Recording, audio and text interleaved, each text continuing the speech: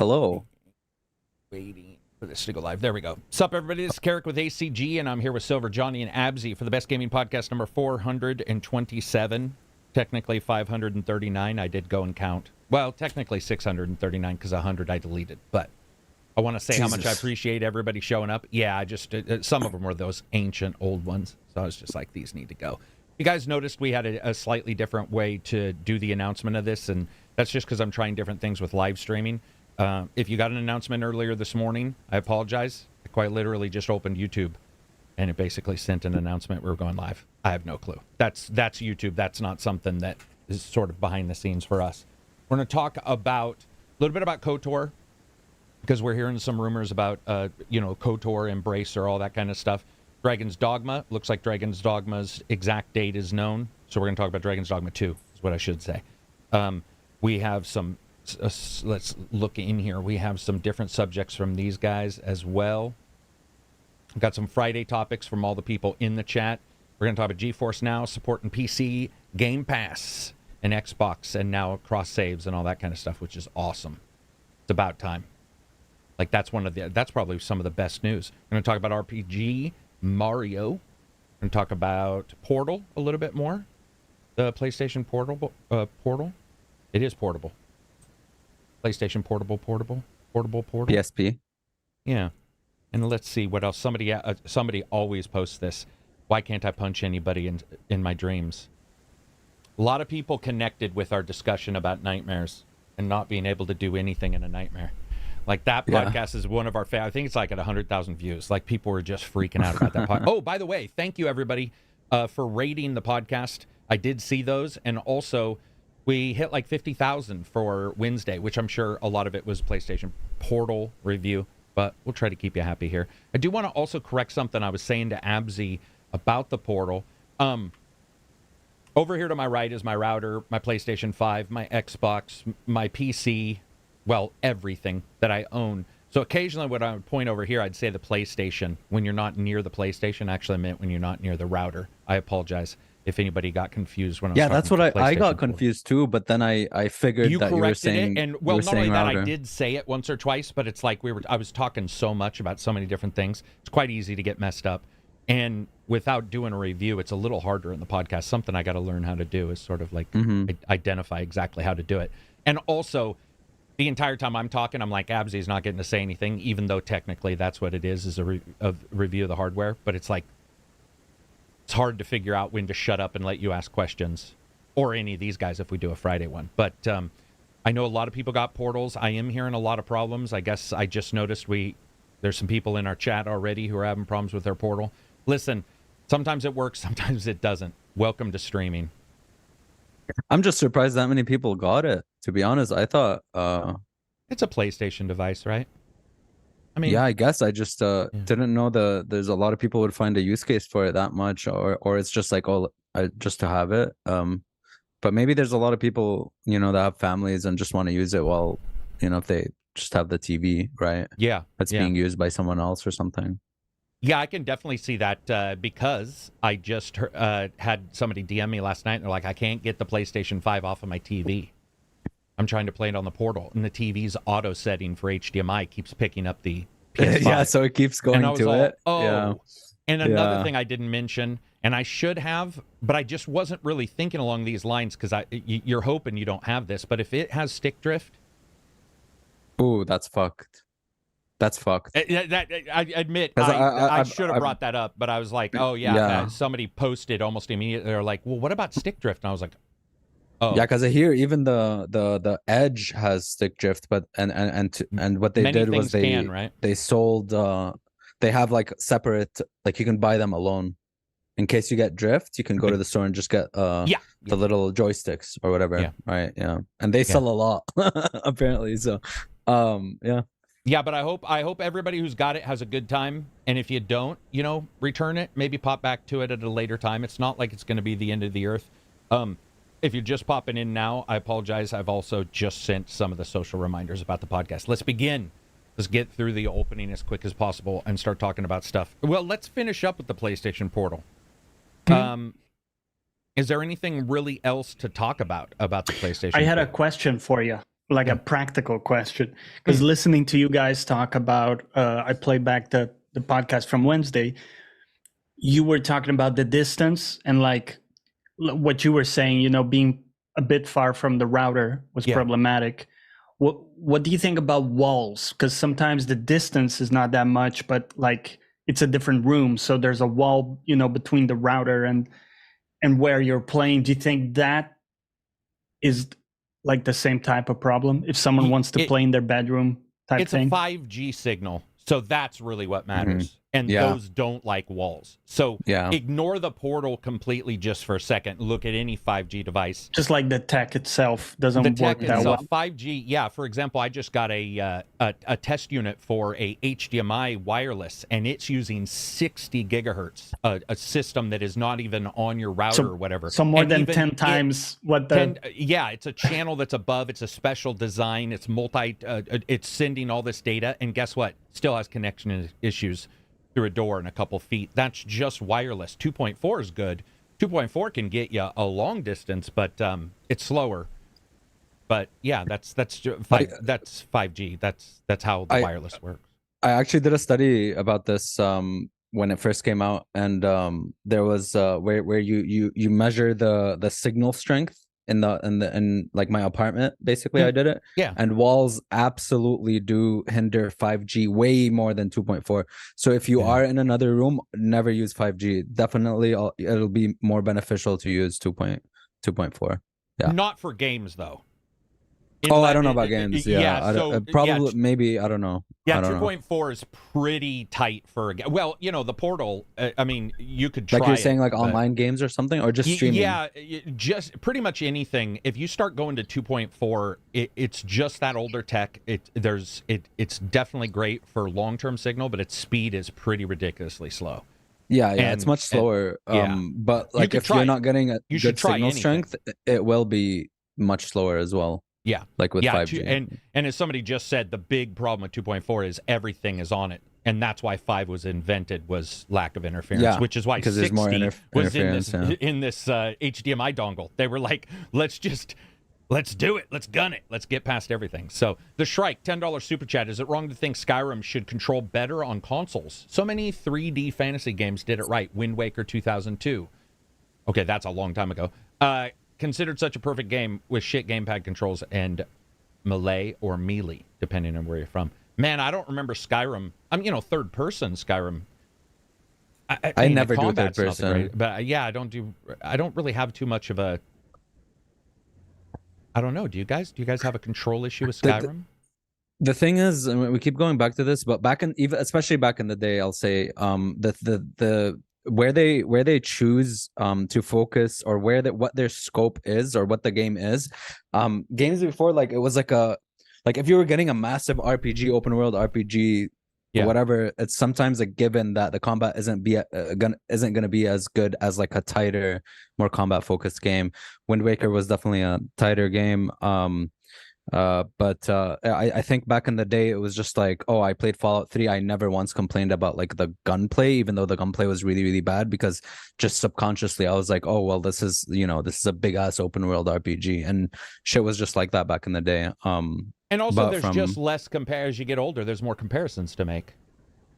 You get older, you play more games. More games come out, and games have been more refined and stuff games too. Have been more refined. Yeah. Go ahead, Silver. I mean, I think certainly for me, the combat was never a high point for Elder Scrolls. Not for Skyrim, not for Oblivion, and not for Morrowind either, for that matter. Yeah. Like it wasn't that it controlled poorly as such. It was more like the feel of it, and like the impact of hacking someone with lack a sword, thereof, right? Or whatever. Or exactly. lack of dodge or anything to like kind of mitigate. It wasn't, and like with Magic, you had really poor scaling for later levels, so that Magic really started to fall off often for a lot of Magic users, with Skyrim specifically. So there were certainly issues there, but I don't know that they necessarily like hinged on control specifically. But I mean, the big one for us back then, for comparison of satisfying melee combat, was Dark Messiah for like first Might person. Magic, for sure. Yeah, Dark Messiah, Might Magic by Arcane back in the day. Electric really or sort of Arcane. It really sort of set the standard for like first person satisfying, fun, engaging melee combat, where you could do everything from like wielding daggers physics based to wielding spells to swords or whatever, and it all felt really fun and satisfying to use. Yeah, man, I love Dark Messiah. That was I think a lot of people who played it, if you got past the idea that it wasn't a Bethesda game, it was Cruncher, it was whatever it was. It was an insanely good game. At least I thought it was an insanely good game. Yeah. Johnny, do you have any memories of Skyrim or that you can? Yeah, I never got that far into the late game where I felt the spells were ineffectual.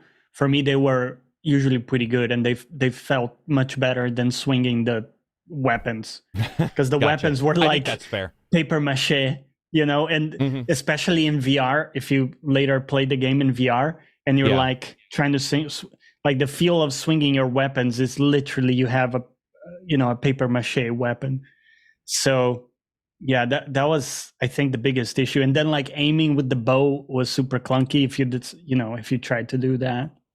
I think that's the strength of Skyrim, to be honest. I mean, I really do. I think Skyrim had all these issues, and so did Daggerfall, all the way back to Daggerfall. Daggerfall was a little of a different beast because of its time frame. But if you look at Morrowind, I mean, we all talk about the combat being wonky in Morrowind, but it really wasn't. It was like, you're living in that world, we'll deal with it. Yeah. And then Oblivion came out, and you're like, we're living in this world, I'm going to deal with it. And you started to see games come up that were maybe smaller in scope, that were nailing a little bit more. And you were all, okay, they're nailing a little bit more. I do think that we can all agree that Bethesda stepped up their game. I think in their first-person shooting is a step up in Starfield than it was in Fallout. 100%. Yeah. But I would love to see them just step up when it comes to in general, the mechanics. In general, just step up. Even if I see improvements, which I did, I felt distinct improvements. And I loved Fallout 4. I love Fallout 3, but they're a little bit wonky. It's a good question. There might be infrastructure for it for Bethesda as well, given their links with Machine Games. Yeah. And I think they've even got help a couple times, right? They got help on Starfield, I think, a little bit. Even McKettrick. I believe so, yeah. $10 super chat. You mentioned before 2 studios or games that could combine together. My suggestion is Rockstar making a Ghost Recon game. Not enough third-person tactical shooters with decent storylines. Rockstar, this is a weird thing because we discussed this for like 3 hours yesterday in the Discord. I mean, I think somebody just finally ended the convo by saying, blah, blah, blah, blah, blah, Rockstar-like. And Rockstar should just make every game. Yeah, and that, I mean, honestly. I don't know if I agree with that. But Monopoly. Yes. Yes. But the discussion point was made when they said that. It was like, yeah, I get it. I mean, because I think, like, I want Cyberpunk, but I love Red Dead, so my brain was like, Cyberpunk. Dead. Yeah. And horses. Dude, imagine Cyberpunk with horses. Cyberpunk with horses? Like cowboy Cyberpunk. Cowboy Punk. Cowboy Galaxy Rangers is one of my favorite cartoons of all time. I'd kill to do that. There you go. What happened to the horses in, like, the Cyberpunk? Dog. They don't have the animals, Cyberpunk area. Did they have... No, dude, they got cars. They don't even have flying cars in Cyberpunk. Keep talking. Wait, but are you talking about like 2077? Yeah. Yeah, they don't have animals, right? Like, really? Yeah. Or wait, it's similar. No, I'm pretty sure it's inspired by Blade Runner, where in the Blade Runner science fiction setting, basically all animal life have been killed by. Oh damn! Because I was thinking by the apocalypse. Or the radiation and the pollution. So there's a definite black market for real, genuine animals, but there's also like most animals are like synthetic replicant animals. Which was the entire reason for him tracking down the lady in the first movie. Iguana. Sorry, she had a snake. She had a snake in the first Blade Runner. True, because I was thinking of cybernetically enhanced horses, dude. Just like, dude, Galaxy Rangers is a 1980s cartoon back in the Transformers days, and that's what it is. Spaceships and robotic horses and Western like guns. Yes. None of it makes sense. It doesn't matter. It was awesome. No. And if somebody said Red Dead Galaxy Rangers, I would piss myself. That would be. We only ever got like the first episode that series, I think, here on like VHS site, and didn't get anything else, unfortunately. I found it on Internet Archive of all things a couple weeks ago, and I was like, oh my God, I haven't seen this. And I love finding those old cartoons that sort of, remind you of the good old days. Sorry, somebody else was going to say something. Abzy, Johnny? Or when are you guys going to add something before I go to the next it was just whatever. All right, next up. Wait, did I miss? Okay, hang on. There's a lot of super chats. Shrike. Okay, next up, MK Bandit. Had a great first week in the Discord. Keep up the great community. $5 super chat. Thank you very much. Yeah, we had a good time getting to know you. Hush Out Ghoul, $5 super chat. For people who own multiple systems, how do you choose which games you buy? Oh, example, Alan Wake 2. That's a good question. How do I choose which games to buy on what system? Yeah, so like, I know you have a powerful system now, but pretending that you don't, remember you had to decide PlayStation, Jedi Survivors, yes. like I could. So how were you deciding? Before I was basically any third person game I would get on PlayStation, like anything that I could kick back. Even now, like even the question basically devolved down to would I play this with mouse and keyboard or gamepad? Makes sense. And usually mouse and keyboard, anything with so not just anything with aiming, but there's some third-person games, like usually third-person games I'd rather play with gamepad, but some third-person games, and Alan Wake does this, even God of War does this, is the camera is basically tied to the person. So like when you move the person, if you move left, he strafes. If you turn the camera, the character turns around. But for example, in Assassin's Creed, the camera is separate from the person. So when you move the person, he moves freely, and you can move the camera free. Yeah, that I would prefer a gamepad. Yeah. Yeah, that's a different distinction, but actually I do understand that distinction of if it's not directly connected. Because it would feel better on the mouse. Thanks for stopping by. Yeah, I can just turn my character. Yeah, that makes sense. It's almost like if it's Yeah, man, that actually does make sense. Is God of War connected? Yeah. If you move the camera, it moves direct. Yeah, right. Okay, I get it. So I would play that, but like it's a melee game. Like any melee game, I would just. I like vibrations and stuff, and just hitting, kind of feeling the hits and shit. So Johnny, Silver, what about you guys? I know, I don't know your power for your systems and stuff. So some games maybe you go directly to a certain thing, but how do you guys choose? There are a lot of factors that go into it. Like I don't have HDR for my PC monitor. Makes sense. Like if I want to do like 4K HDR, it'll be console. I have a preference for like Xbox over PlayStation 5. So if it's available on the Series X, I'll typically get it on the Series X over the PlayStation 5. Mm-hmm. So there's sort of internal ranking system there as well. I will also frustratingly often double dip to get it both on console and PC, both to like get an assessment of what's performance like in terms of difference, how do they play differently and stuff. So I will do that on occasion as well. But yeah, other than that, it's a question of genres, like real-time strategy, management games, stuff like that play a lot better on PC typically. And as Abzy pointed out, like action, like beat 'em ups and stuff typically play better on console for me. Like for me, I like playing, like I got Diablo 4 earlier this year. I preferred playing that on console a lot to playing it on PC. Even Baldur's Gate I felt was a lot more satisfying because you can only control rather one character at a time in that game, so that flows a lot better in with a gamepad for me than clicking that character around with a mouse. So stuff like that will be how I make the determination. What about you, Johnny?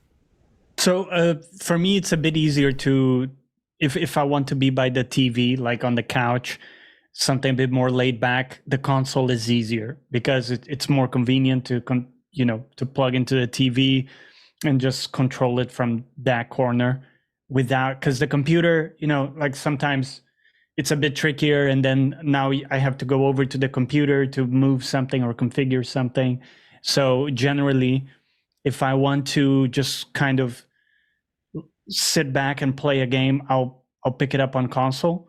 But most times I prefer to play on the monitor because I'm sitting up. I have a really good 4K monitor. So if I want to just be awed by graphics, I will always go for a PC to push it as much as I can and just have the monitor close to me. Whereas the TV, you know, it's kind of like a bit further away. And if I'm more laid back in the couch, I won't even enjoy not as immersive, the fidelity as much. Yeah, but if it's like a nice chill game, like what was that game? Immortals, not of Avian. Phoenix Rising. Phoenix Rising. Yeah, that was a great couch game for me, for example, for console. SBZ, $2 super chat. Rockstar should make Fortnite 2. I don't want to ever hear Fortnite 2, but yeah. I mean, I'm not dissing on Fortnite even in that way. It's just that it's such a zeitgeist. It's like, oh my God, Fortnite again. Obviously, it's successful. They shouldn't pull out Overwatch 2. But yeah, they probably should just whatever they're doing with their, you know, just like upgrade what they've got and that kind of stuff. Yeah. Next up, Matt Clark, $5 super chat. He says, Valve's website crashed on OLED launch, very similar to the PS5's launch. I'm guessing this is the new norm for trying to order new tech on launch day.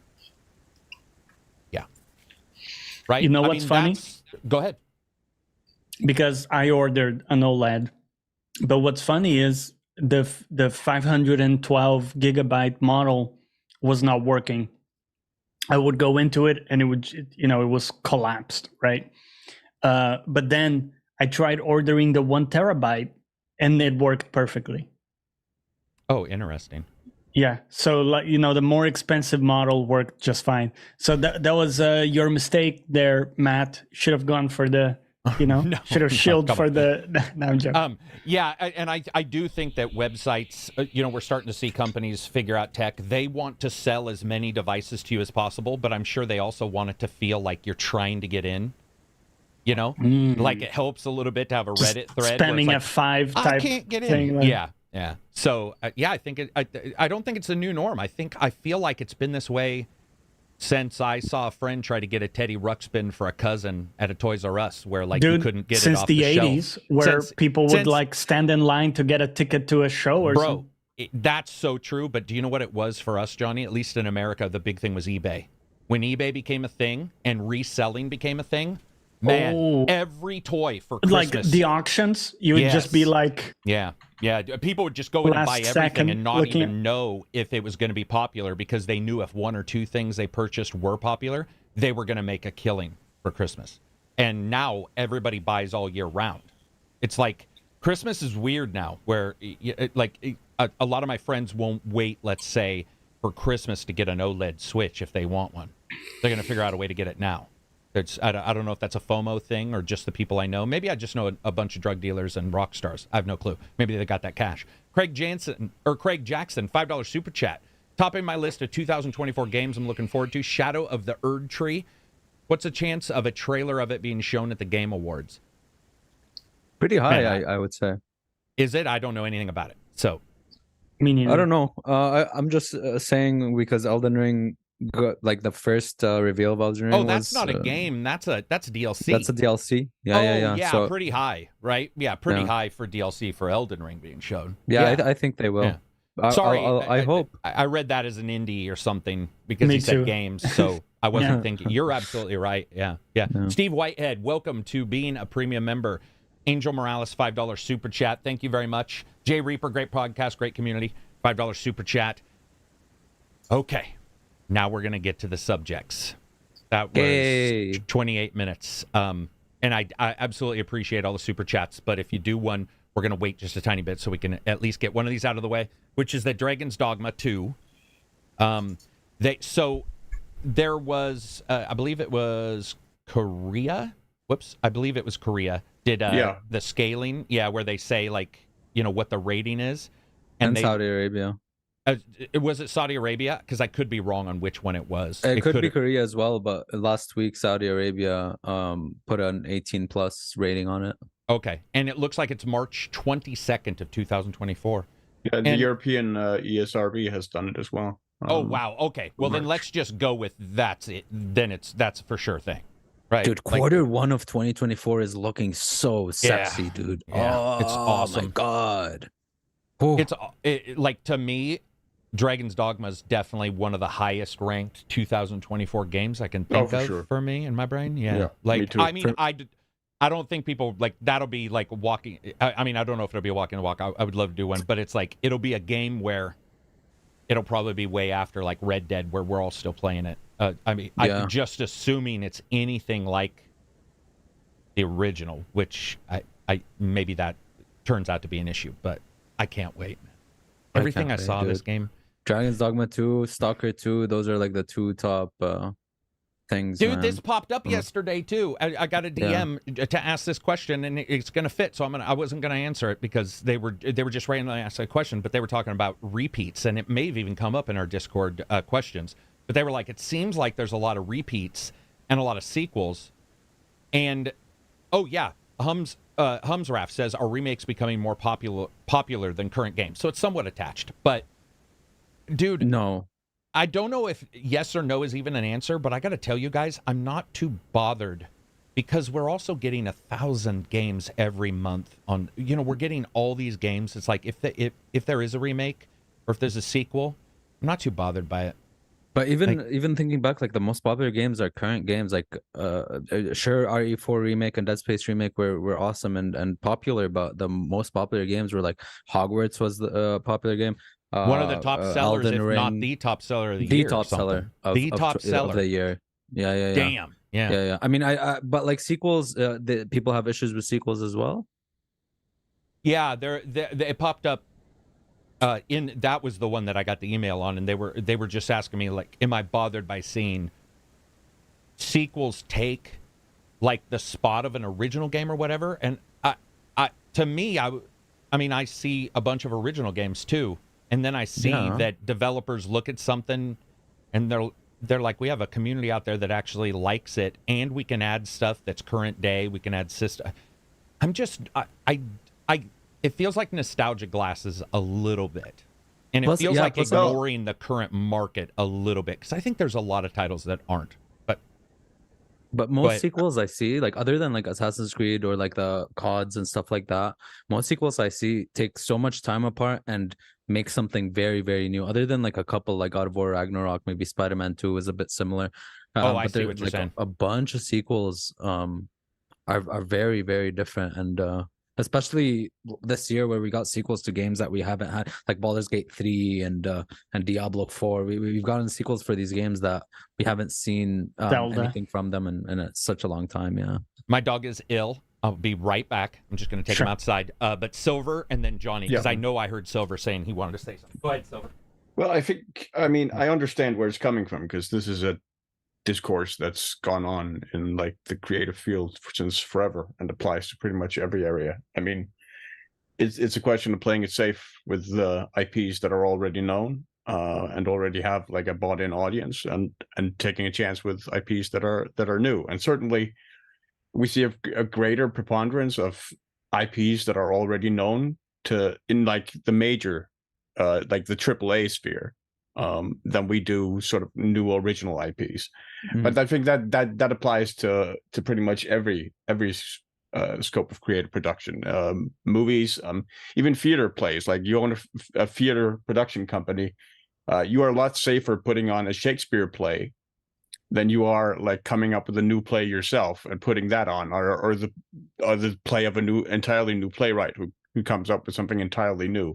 Because you already know, you kind of know what you're going to get with the Shakespeare play, and you kind of know what you're going to get making an Assassin's Creed game or whatever IP you're making games for. There's a built-in audience there and a built-in sort of safety valve, I guess, or there's a buy-in already. Yes, before the audience even knows, like that diminishes risk, and certainly as gaming and like creative production sort of becomes more corporate and becomes more incorporated into these huge conglomerates, they tend to become increasingly risk averse. Can I also point out, I agree with all that, but I also think the moment you do that sequel, man, you got those people ready to be like, your sequel sucks. Yeah, there is some fear there. Yes. Yeah, so it's like, how do we stay true to the original? Get what you mean. Yeah, you do have like how do we?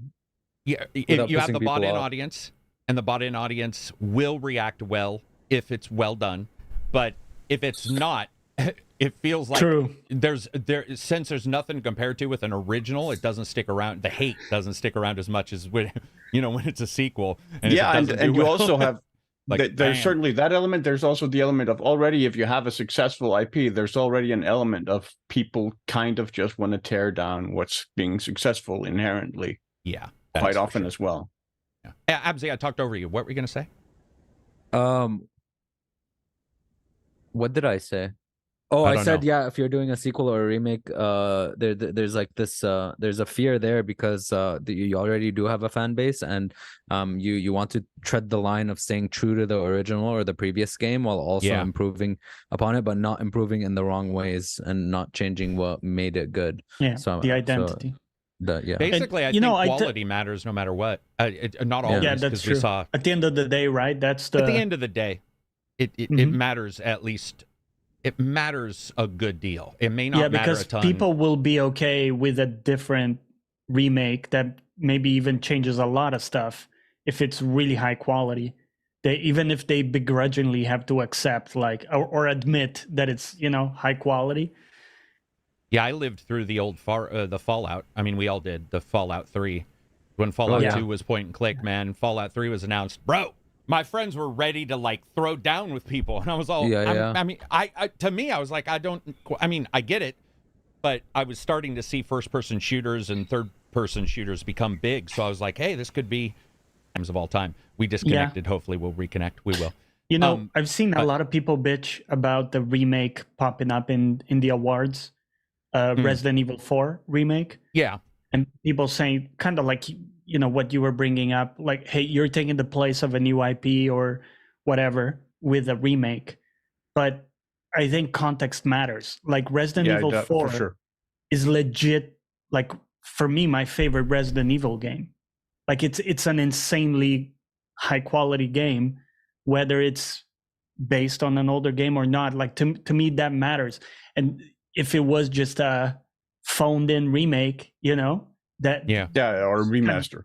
Remaster, just changing some textures or something, then I would have an issue with it. But I don't believe in that black and white thing of like, is it a remake? Then it doesn't belong here, Just looking at some of the comments here, I would say that, it goes I'm seeing people completely agree, then people not. But for the most part, there's enough games out there that it hasn't caused me a bother yet. Funny because I'm sort of reminded of like an example of the opposite that can also exist, where sometimes there's a really entrenched audience that's really hostile towards anything new. Like you look at like ballet, for instance. There's a certain contingent of the audience that enjoys ballet that's really hostile towards new ballets, where, oh no, we only want to see Tchaikovsky or like the old classics, where there's a certain level of snobbishness there, I guess.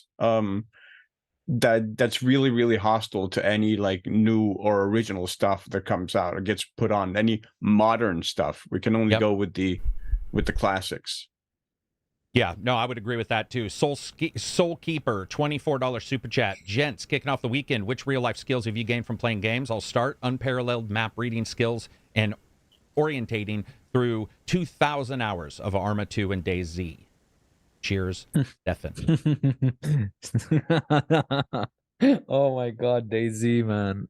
Oh yeah. Was DayZ a lot of navigation? Yeah, you didn't have a map in game or cursor or anything. DayZ. Like we had to use a website for a map and try to find each other.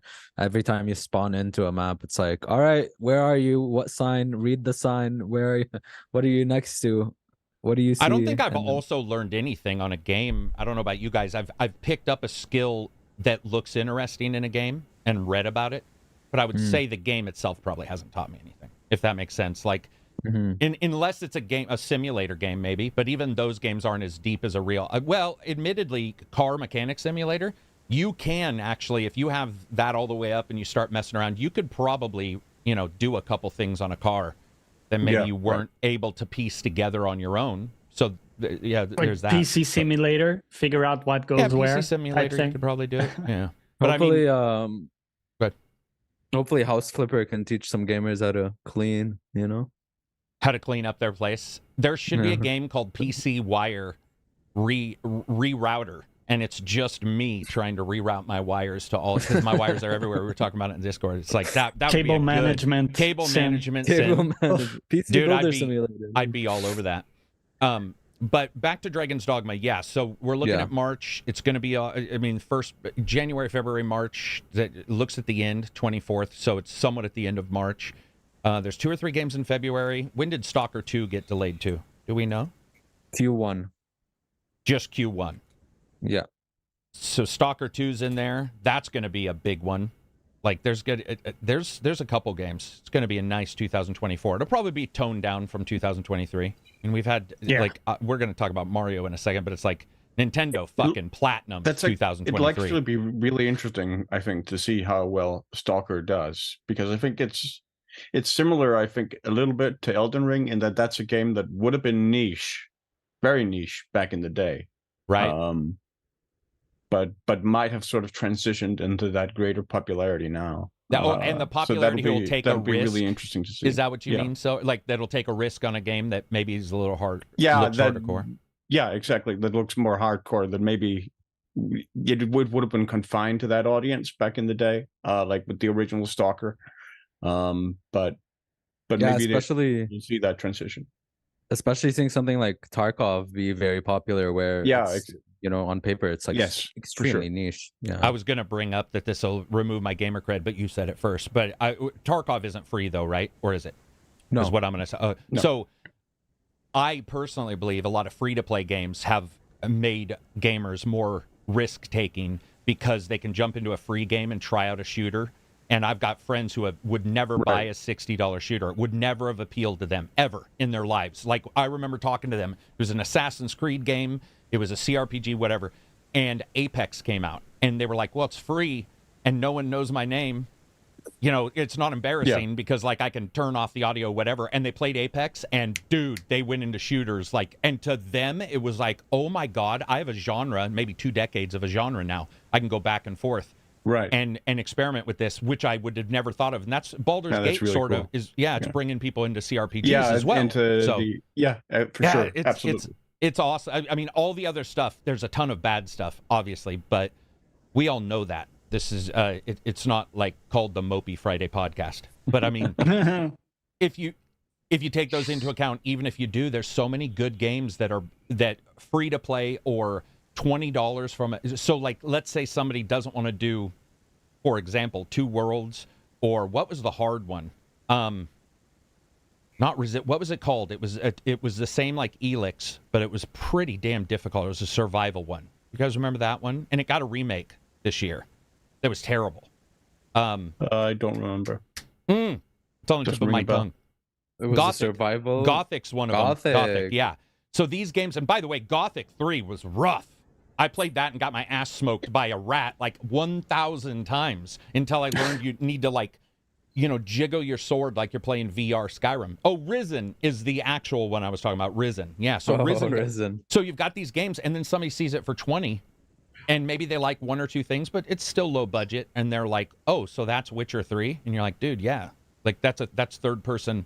Like, that's a third-person game where a lot of my friends were either shooters or CRPGs, and they didn't mix. It's so cool, man, to see. Like, I love the idea of that. I know free-to-play has its own problems, but I just want to mention that. Dragon's Dogma, also, I don't know about you guys. I feel like Dragon's Dogma didn't do it huge, but did it a little bit, which is brought in Dark Souls players. People who were interested in Dark Souls but didn't want to Dark Souls their Dark Souls. They didn't want to dip their foot all the way in.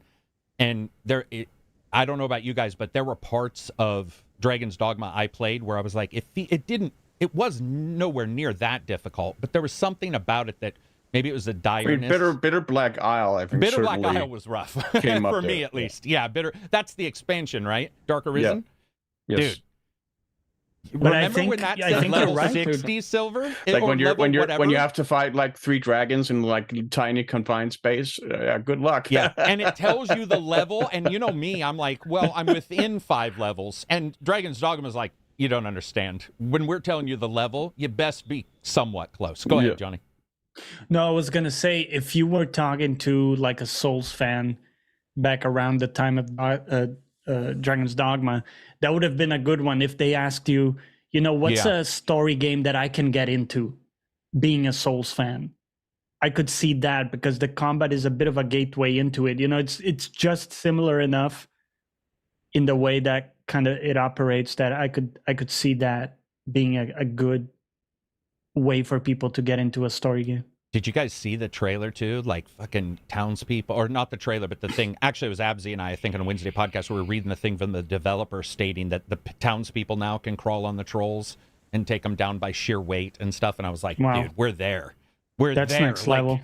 Yeah, how many times you been in Skyrim and the dragon's killing you? And the guys are like, some guards will fire, but the rest of the people are hiding. You're like, peasants. Yeah, the peasants are like, come on, man. You'll attack nothing. me because I killed a chicken, but here's a dragon lighting your village on fire and you don't give a shit? Yeah. That's really cool because the town would definitely, rise up and try to defend itself. Yeah, that's cool.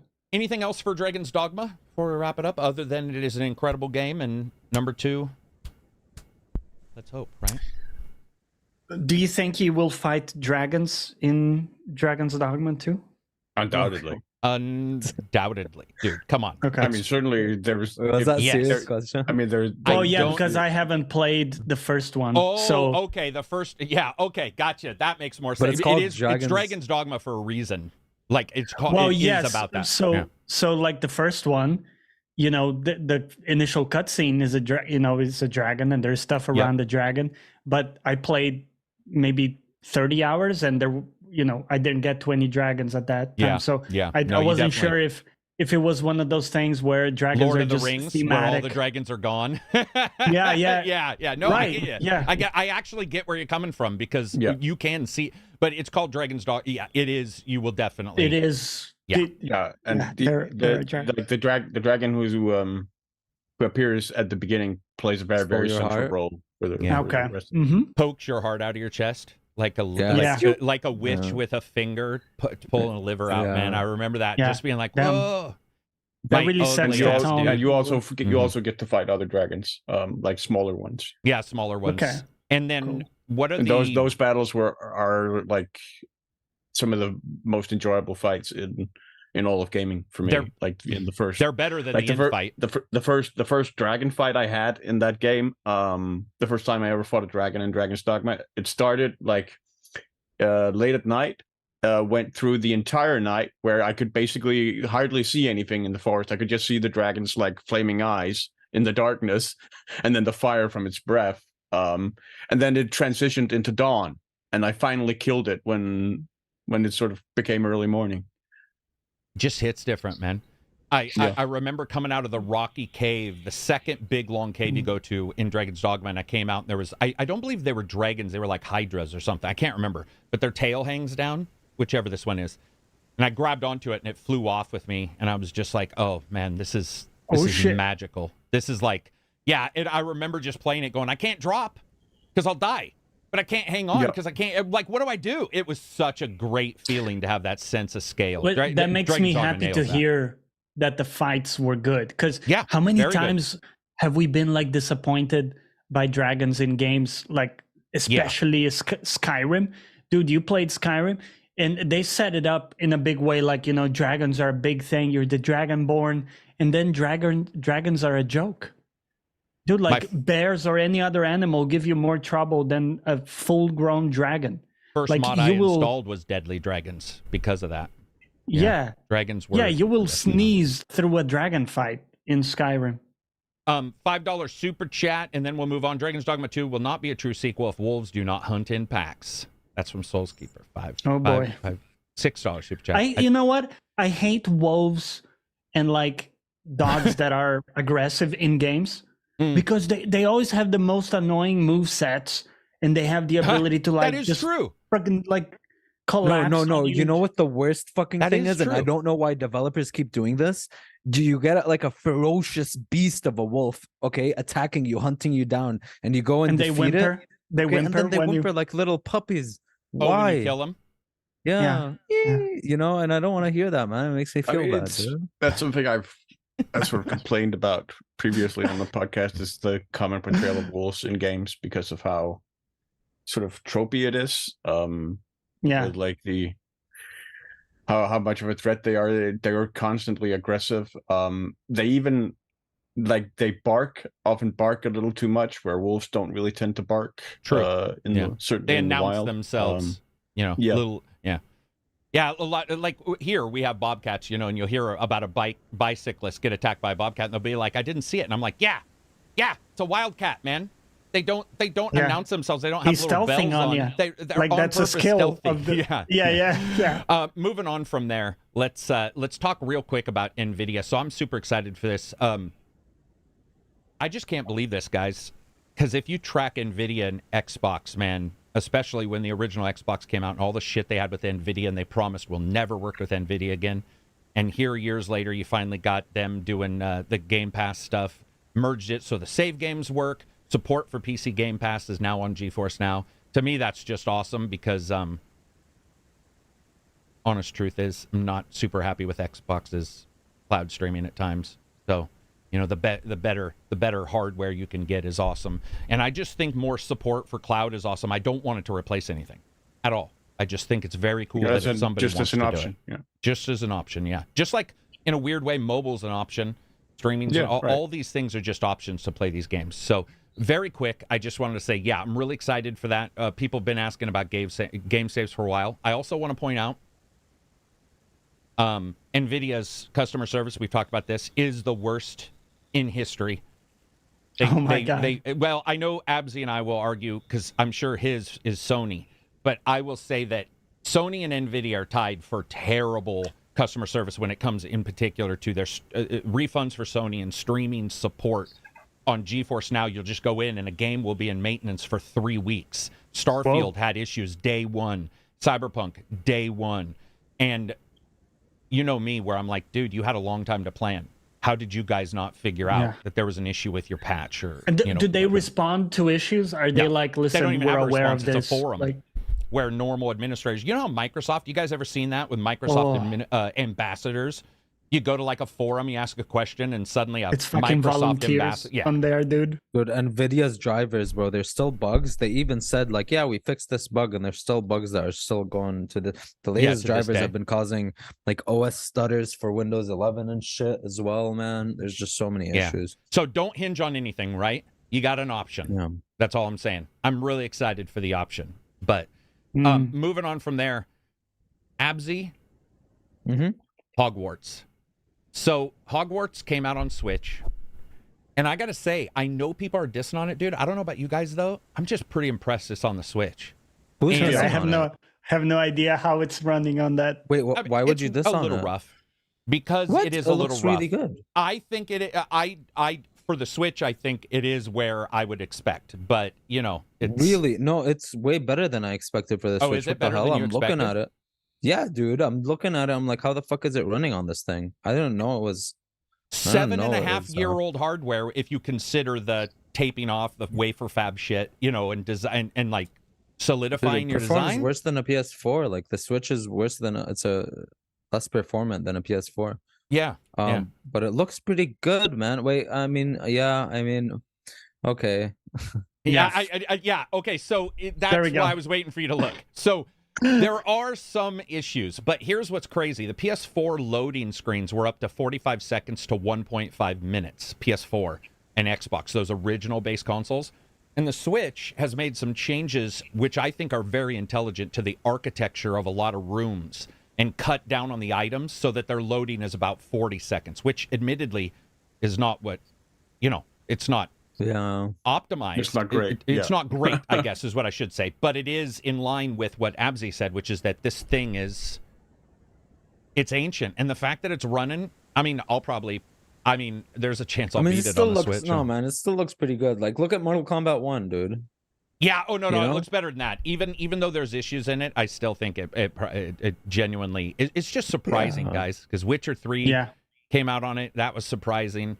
Mortal Kombat looked as well. worse than I expected. Back in the day, New Blood. Wolfenstein, New Blood. Yeah, Doom. As well for the Switch. And then we'll talk about it in a second, but it's like, then you get Nintendo's games, which are, even crazier. That's funny too, because some are fine. Like the Mario games, I think, have been fine, largely. Generally, yeah. Generally. And then you get Pokemon, which is one of their flagship games. True. And it's like actual 12 FPS Pokemon Scarlet still to this day after all the patching. Yeah. Yeah, I mean, I was excited to see it get on there for the people who have a Switch and they just want to run around, as a Hufflepuff, if you're a complete psychopath. Yeah, and it's definitely the kind of game that would appeal to people who are not like hardcore, right? Hard game. Yeah. Let's say like this is the only gaming system you have because you just like to play Animal Crossing, and this is not a diss on anyone. Maybe that's you. That's a game that also probably appeals to you. In fact, can we draw like a very scientific correlation between Harry Potter fans and Animal Crossing fans? Oh, there's a Venn diagram. Is there there's a circle here, right, and a circle there, and there's a big overlap? That's how they decided it should be on the Switch. That is exactly. Somebody was sitting late at night and was doing like circles on an Excel spreadsheet. There's a group study out there. They're like, and they were like, "There's an overlap here." I got it. Let's push it. Got it. Moving on from there, though, I do want to talk about Mario RPG. So, dude, like I said earlier, Nintendo they platinum 2020. It's ridiculous. I don't care if you like Nintendo. This has nothing even to do if you like Nintendo games. Because you could dislike the game, but it's so ridiculous. Look at Wonder. Wonder was like, what the is going on with this thing? And Zelda was incredible. Pikmin was Prime incredible. Remake. Their games are actually Metroid Prime perfect. This year? Like as games, like they're literally perfect games. You think so? Other than Pokemon and shit. Yeah. I think you can't like you can have your own issues with something. Like take like Super Mario Odyssey or something. You can be like, hey, I don't like this or that, or I don't like this world. But they're like the quality and the polish and everything about it. What they want to do, they do. And that is true. What they want to do, they nail. And RPG Mario RPG is that way too, man. Like I was playing it, just going like, what the hell is going on? And who knows? Maybe Microsoft still wouldn't win a Game of the Year award if they were given Mario RPG to put out on the Xbox. Like that's a long discussion. But you see this performance overall. There's some frame rate drops, but you see the performance and the look of these games, and you see Pikmin, you see Zelda. Zelda had performance issues as well. And you see Wonder, which I think Wonder was pretty much nailed, right? I don't think I got any 100%. FPS drops. Yeah, I didn't get any little hitch or anything. I don't even know. Was it 30 or 60? I don't know, but it felt smooth as shit. It was super smooth, man.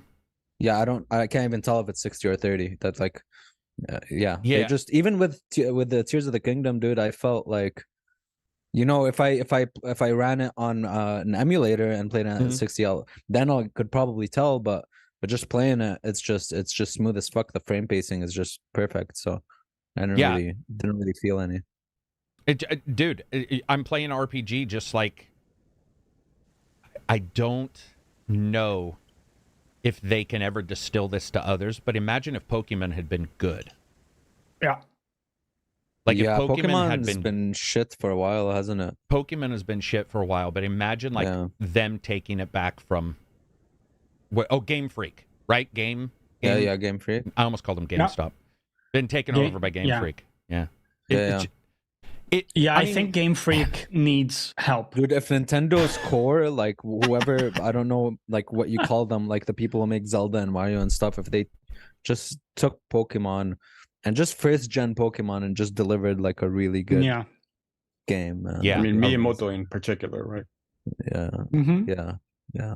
I'm just playing it and I'm like, they did 4 top tier games this year and 3 of them are different genres. I mean, 3 of them are Pikmin. Yeah, pretty crazy year for them. Pikmin's pretty different than Zelda, but still third. It's the best single year I can remember for Nintendo titles. That's what I was going to bring up, is that I personally believe in all the time I've been alive, and I was alive when I think there was a Donkey Kong and a Mario released in the same year. There was a couple years where they did, and Metroid, and they're like when they released the Switch, like where they started out with... True, they started out pretty strong. With Metroid Remaster? Breath of the I mentioned that. But they started out with Breath of the Wild, and then at the end of the year, they had Super Mario Odyssey. and that was 2 titles for the launch year, and that was a pretty strong lineup. Again, ignoring the fact that a lot of us aren't Nintendo, like we're Nintendo fans, but not to that level. When I look at their output this year, I'm like, God damn, man! If that Switch 2 had been this year, and those games had been on Switch 2, that thing would have sold. Dude, can you imagine the billion. sales? Holy shit! Been ridiculous, man. I still think they waited too long on the Switch 2. Would have been nice the year prior. Like, the launch, they're gonna have a banger launch title. They always do, and I think it's gonna be a 3D Mario. I think all this Mario-ness is leading up to that. Because also it's either Zelda or Mario most of the time. So yeah, it's just an awesome time to review games, man. Like it's so I think I told you guys this before, but I look back at like my ratings, and a lot of them are buy because there's been a lot of great games. There was Gollum and Redfall, so there were also not great games, but it's becoming stupid, man. The sheer volume of it, you would have to. Yeah. It would be weird if there wasn't clunkers. Yeah, and we have got them. But go ahead. No, I was gonna ask you, and be vulnerable with us. Did you ever say yes to reviewing a game, and then you jumped into it, and it was just a stinker to the point where like you didn't even want to continue reviewing it? Like it was so bad that you just like... No, Gollum and Redfall were so bad because I think Abs and I even talked about this on Wednesday, where I was saying if they're so bad that they're fun to not pick on, but pick apart and be like, how did this happen? Blah blah blah. Not in an evil way as much as I used to, but still in somewhat. Because you were saying Gollum was bad, boring, like... Yeah, Gollum would be the only one I remember late at night going like, I'm questioning my fucking Alekine's gun. Whatever. That game is bad. That game, Alekine's gun, is a game that I was like, dude, that game is bad. But Gollum's that bad. But I think it was cool to have a bad. I know that sounds really weird, but it was sort of cool to have a bad game because I do believe that if you guys all play good games, let's say you guys have a certain amount of money, you only play good games, it can cause you to like Absy was saying. If a lot of these Nintendo games he considers gameplay perfect, then you jump into a game that's not, and it might even hit you harder if you don't have the occasional thing to bounce off of and go, okay, I remember what bad is. Also, it's good to readjust your, bottom get a reminder of that for what a bad game is. Yeah. Are you guys getting Mario? Yeah. Yeah, you are. You're gonna beat Wonder first. Wonder I always go back to whenever I'm chilling. I'm not like, it's not like a game where I'm aiming to go until I beat. Right. But no, I've gotten your video got me pretty interested, and I really want to lay back and play a turn-based. Oh, hey, did you do the original Absy? Did you do Mario RPG? The first one I did was Paper Mario. 26 years ago. Oh, gotcha. Okay. Yeah, the first thing I did was Paper Mario. That game is old too. RPG is, and I was looking up the date, going, "God damn, man!" Like I almost was able to say 3 decades, which I think is mind blowing when you think about it. But yeah, it is a remake because I know if they haven't said it, somebody's gonna be like, "Well, it's just a remake." Yeah, it's a very good one. Like, very good.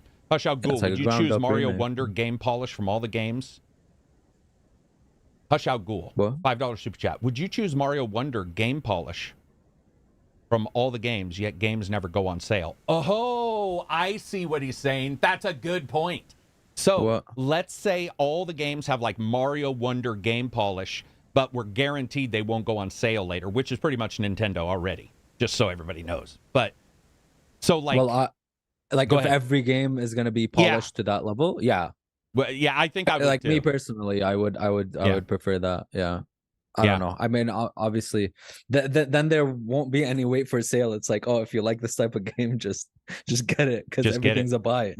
Honestly, I would not. I like the scope of different sort of production quality and production polish, and I think I enjoy the variety, and even if sometimes it only makes the game like a 6 or a 7, I can still enjoy it and appreciate it for like what it is. I don't necessarily think every game needs super polish. I think the reason why I say they do is because I still don't like some genres. So no matter what, if, let's say, you guys told me, hey, Karak, for Christmas, we got you Football Manager. I'd be like, well, it doesn't matter because I don't like Football Manager. Right. So, but the polish is there. So you guys could say the polish is there if maybe you want to try it. Yeah, so I don't know. I do know what you mean, like seeing the artistic side is never going to be as perfectly polished. But I would say, I don't know, man, Wonder's that good, too. By polish, I just mean like everything works and no bugs and everything. I'm going by what he said, which was, even polish. that, I mean, even then, technical issues can sometimes add to like the charm of a game. With the I don't like bugs for me. I don't want them. I think it's because Silver. I think I play a lot of games, so maybe this is where Silver and I disagree by sheer volume of games played. So I've heard his point multiple times, and as the years have progressed, it's become less and less. It's cool, or it adds charm if there's a bug, and I'm all, man, not any. I mean, it depends on the bug. Does it? Let's be completely clear. Yes. You mean like if you like what like T-pose? If it's a bug that like breaks progression or okay, yeah, or you're not. No, he's saying right? no. He's saying those. Okay. I thought that was charming. Chat was gonna explode. Then it's not acceptable. Yeah. You know what? I love? I besawed it. But if it's like a character glitching out in a cutscene or look at this cute whatever. Yeah. I love myself some save game corruption. It would have been the end of the world, man. DOP manual. Well, I mean, super chat because then it adds challenge to the game. Then you have to do it in one go. no, I can. They can add that. That's for the hardcore. Yeah, that's for the very hardcore, man. Or where it auto saves when you're dying. Yeah, nah, man, I can pass on those. I'm good. Yeah, I'm good without the. Dude, there's an amazing bug, and I think it's Assassin's Creed Black Flag, where literally I'm still laughing at the idea that he wanted. I thought he was saying he wanted those. Sorry. Anyway, continue. What a cute B-side I got. Yeah, dude, I love this Windows Blue crash. This is amazing. Yeah. I can't wait to look it up. It's like, oh my god. Anyway, sorry. Go ahead. There's a really cool bug in Black Flag where the ocean in front of you like literally splits apart and a ship rises from under the ocean, and then people float up into the air, and someone put like music on top of it. It's awesome. Yeah, dude. That is an awesome bug. That is actually I know the exact bug, because when the first time I saw it on a video, I was like, what? It looks like a magical moment in the game. Yeah, like Atlantis something or something. Or like Pirates of the Caribbean, where you're just like, is this on purpose? You know, or that's a patch in Skyrim that made the dragons fly backwards. Fly backwards, man. I remember that's an official patch too, so people know how bad patches can go. And fucking dragons were flying backwards, and I remember just being like, what the shit is going on? How does that happen? Yeah, those were good times. Admittedly, I like joking with you guys, but I think if I've put myself in my chair, as Johnny said earlier, you know, you're sitting in front of your monitor, that feels to me like time wasted if I do get a bug. Dude. So like, I love joking with you guys about it, but in the time frame when it happens, I'm usually just nothing but annoyed. Nothing but annoyed. Like today I was playing Remnant and my character got locked in a pixel. Like, stuck. Because as if, just stuck. As if I was in some, non space or whatever. Mm-hmm. And I just got clapped by the enemy because I couldn't move out of it. That was not funny. It was not charming. I did not enjoy it. It didn't build. It's charming for me, and I can laugh at you, but we can laugh at it. I'm sure from your perspective, it's kind of funny. But I know what you mean. You weren't getting clapped by a witch. Man. Yeah. No, and especially like... Admittedly, that does sound kind of fun. Whenever you get like getting to the end of a witch, getting the clap from a witch. Yeah.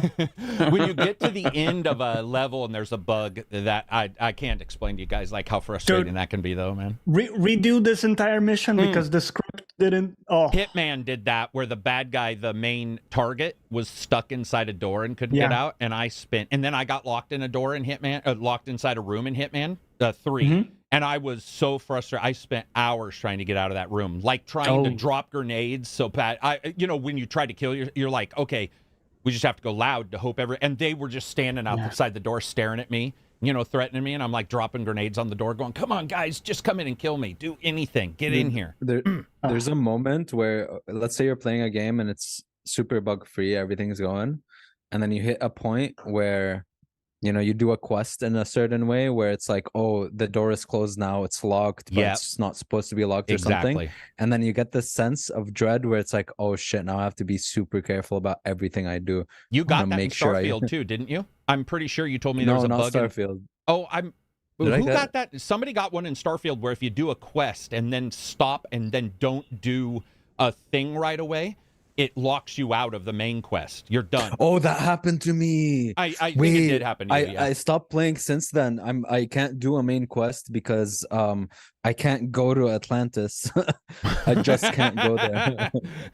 Well, that is, yeah, I guess that gameplay is done, at least for a while. Yeah. Anyway, what were we talking? Oh, RPG. Yeah, Mario RPG. Anyway, yeah, Nintendo games are good. Bugs are bad. Polish is good. There you go. The best gaming podcast. Man, dude, I'm telling you, you show up here for them. Someone out there needed that summary. Somebody out there needed us to say games. Yeah, they're like, oh, can you run this? They're like, can you kind of break it down for me, Karak? Yeah. Can you promise me that the bugs are bad?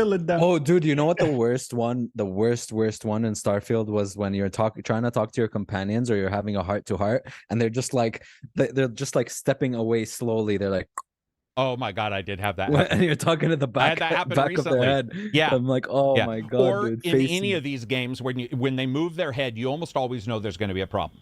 Any game where if you talk to somebody, they go, hello. You're like, this is screwed. Yeah. So you go up to a chair. I spoke to a lot of sides. Oh, dude, in Starfield. And they're like, I like Here's your new mission. You can't see my shoes, man. What the fuck? At first, in some of them, it makes sense. At first, I thought it was intentional because someone would be like looking at a magazine or something. Or a power play. They're like, you're not important enough for me. But then another time, a bad friend who leaves the room when you're talking. That's awesome. Sorry, Absy, go ahead. Oh yeah, that's it. Or like sometimes like you'd be talking to an NPC and then they'd be talking to your companion and they'd look at them, or sometimes they'd be talking to your companion but look straight directly at you. Yeah. And then sometimes your companion would be facing them when the camera's on them, or sometimes your companion would be facing directly at you while talking to them.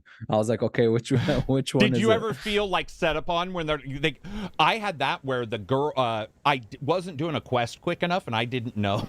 And Alejandro, or whatever her name is, she I don't remember. She got mad at me. So I slept with her. I woke up and she's like, I'm leaving you. And I'm all, it was like that bad?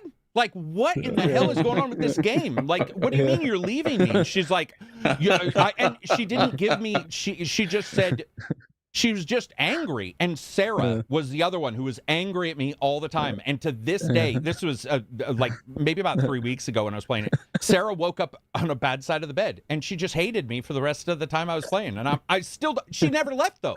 She was just like, oh man, I don't know if I can trust what you're doing. And I'm like, dude, I'm mining rocks. Like, what? Like, what do you think? It's really weird, sort of the lack of variance that game offers. Yeah, it's 1 or 0, right?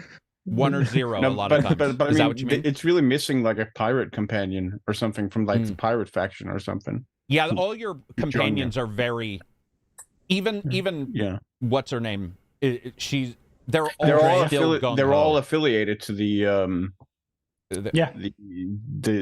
the Star Authority or whatever. I forget what it's called. Yeah, dude, I'm sorry. You called her Alejandra. Yeah, Alejandra.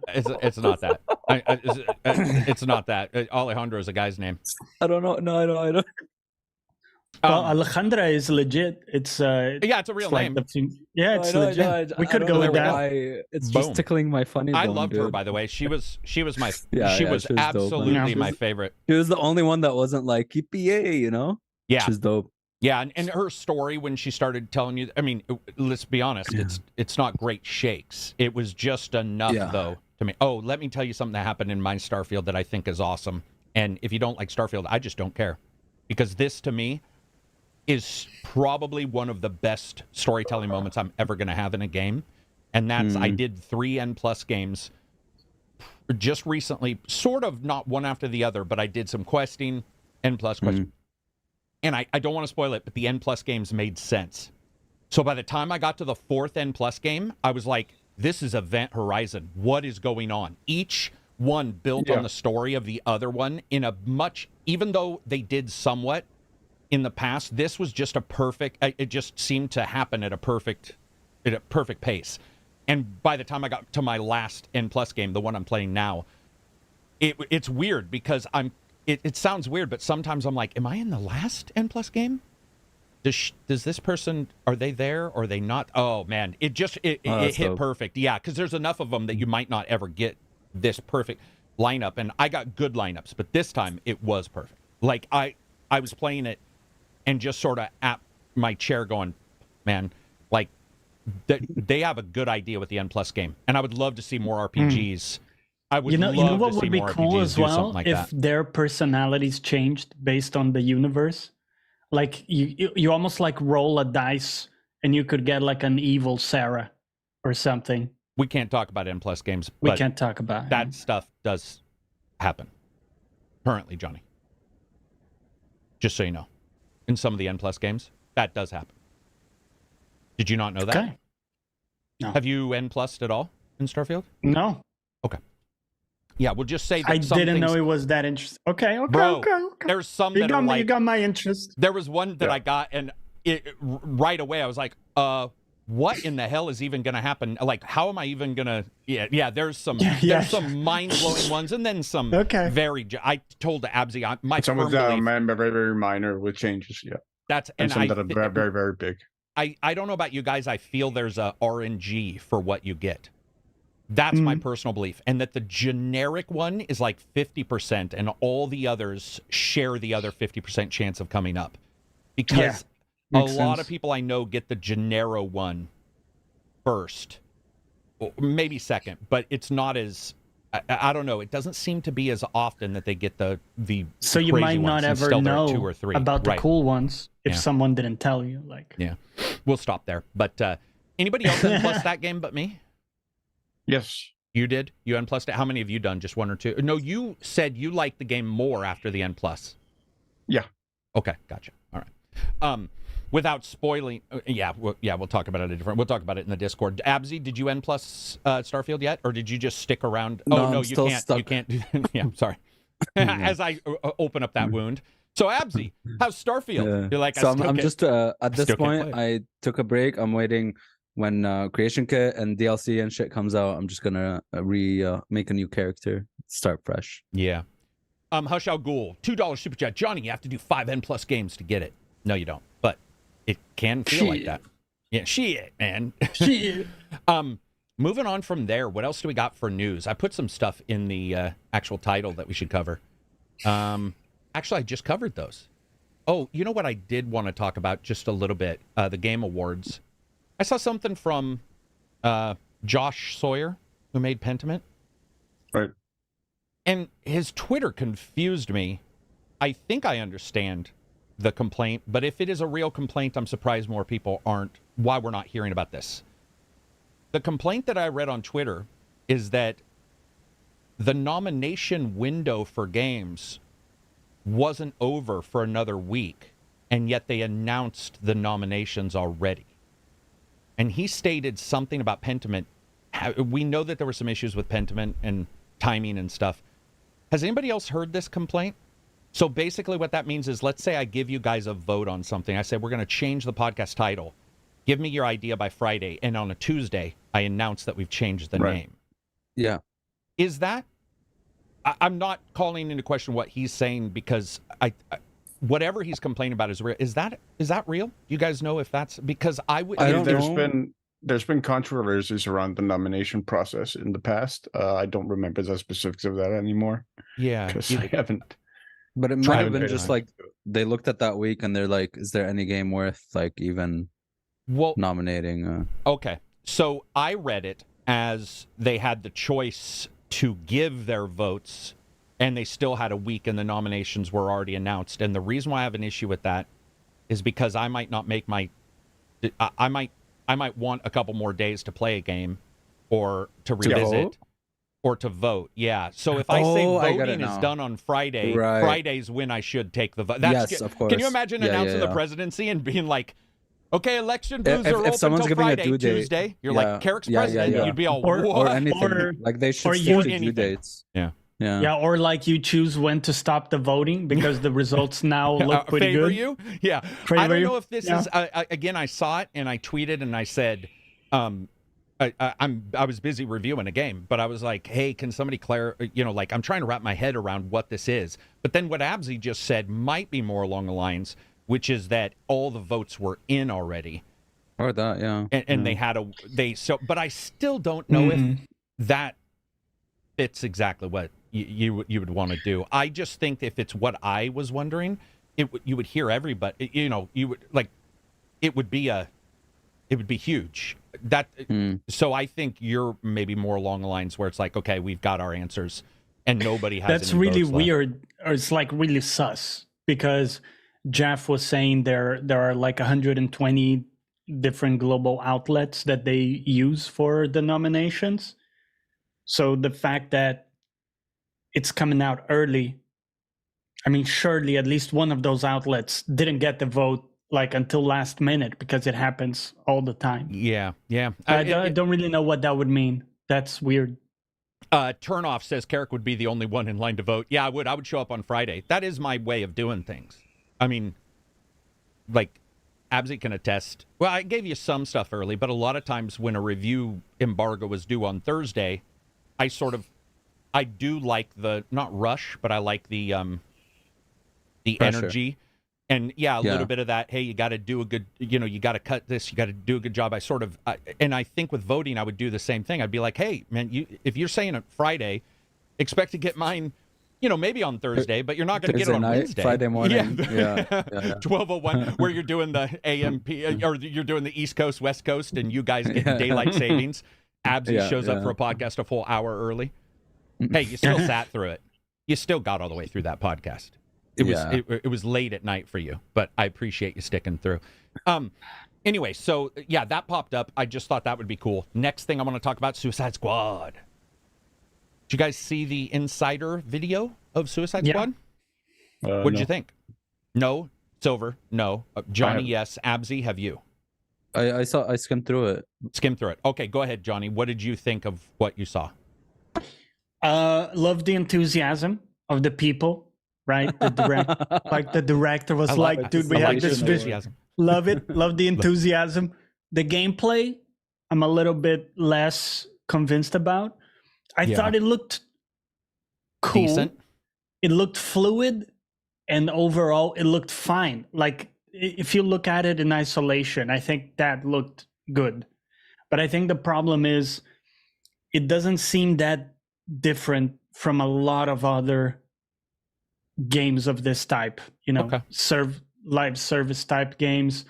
I saw a lot of people saying, it's kind of like Fortnite, but that's an oversimplification. But I definitely saw like some sort of generic aspect to it, and they had some cool movements and verticality. So I want to give them that, because the city did seem quite vertical, and the traversal seemed a lot better than Gotham Knights. If you remember, Karak, we talked. I do remember. Like we bitched so much about just getting around in the city in Gotham Knights never felt good. Whether you were doing it, with the traversal skills. Yeah.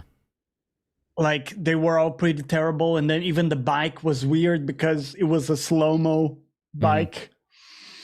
So anyway, I thought it looked potentially about the motorbike. Dude, it was so slow. 1. It was 30 miles an hour, man. It was ridiculous. You know the visual effect from Fast and Furious where it's motion blur, but the opposite. It's like instead of stuff speeding up around you, it's stuff slowing down around you.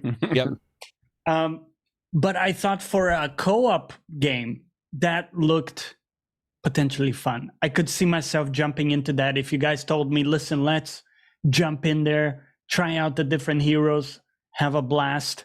That to me seemed, the best chance it's got. Yeah. Abzi, I know you said you skimmed, but you did watch the other one because we were together during that. I mean, what did you think?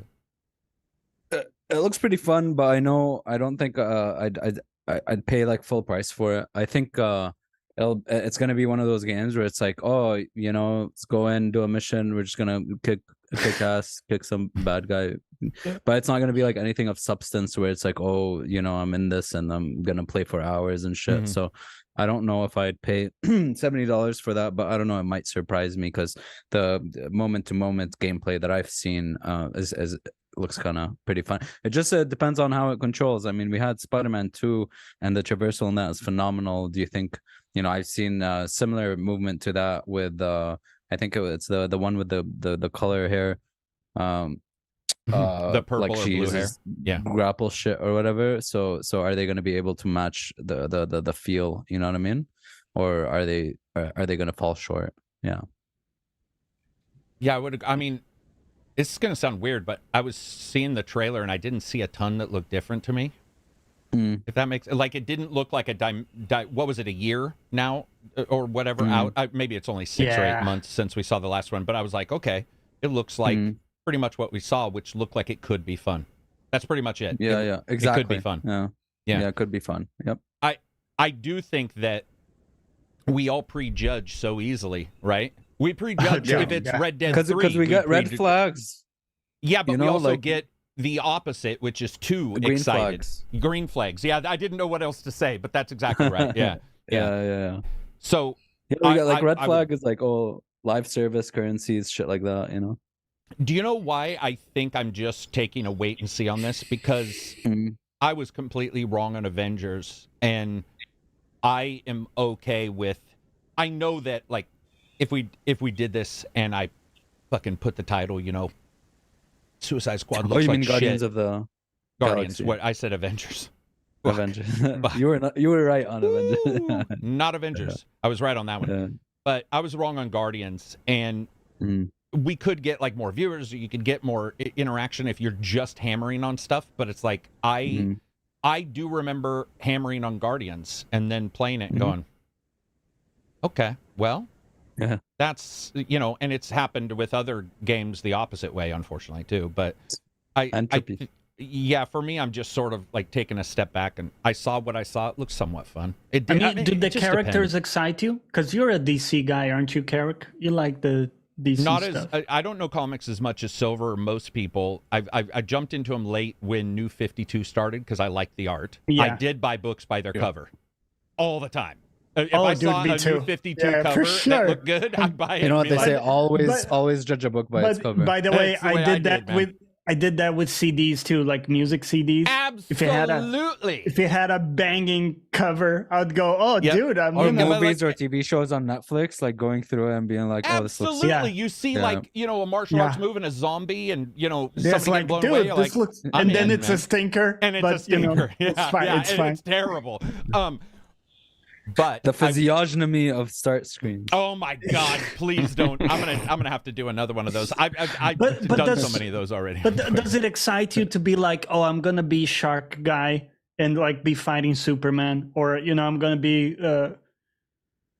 Suicide Squad is probably my least interesting of the DC. Same groups. That's a large reason why my interest in the game is limited. Because Joker is not in there either. Sharkman looks cool. Yeah, it did look cool. That could be awesome because I just like sharks, and so the idea of like being a, you know. You know what we might be missing? Like you were saying, Guardians. One of the saving graces was the banter. Was really good quality banter. Yeah. Like, what if they had amazing banter between Sharkman, right? All these characters. Shark guy, shark dude, shark man. What the hell's his name?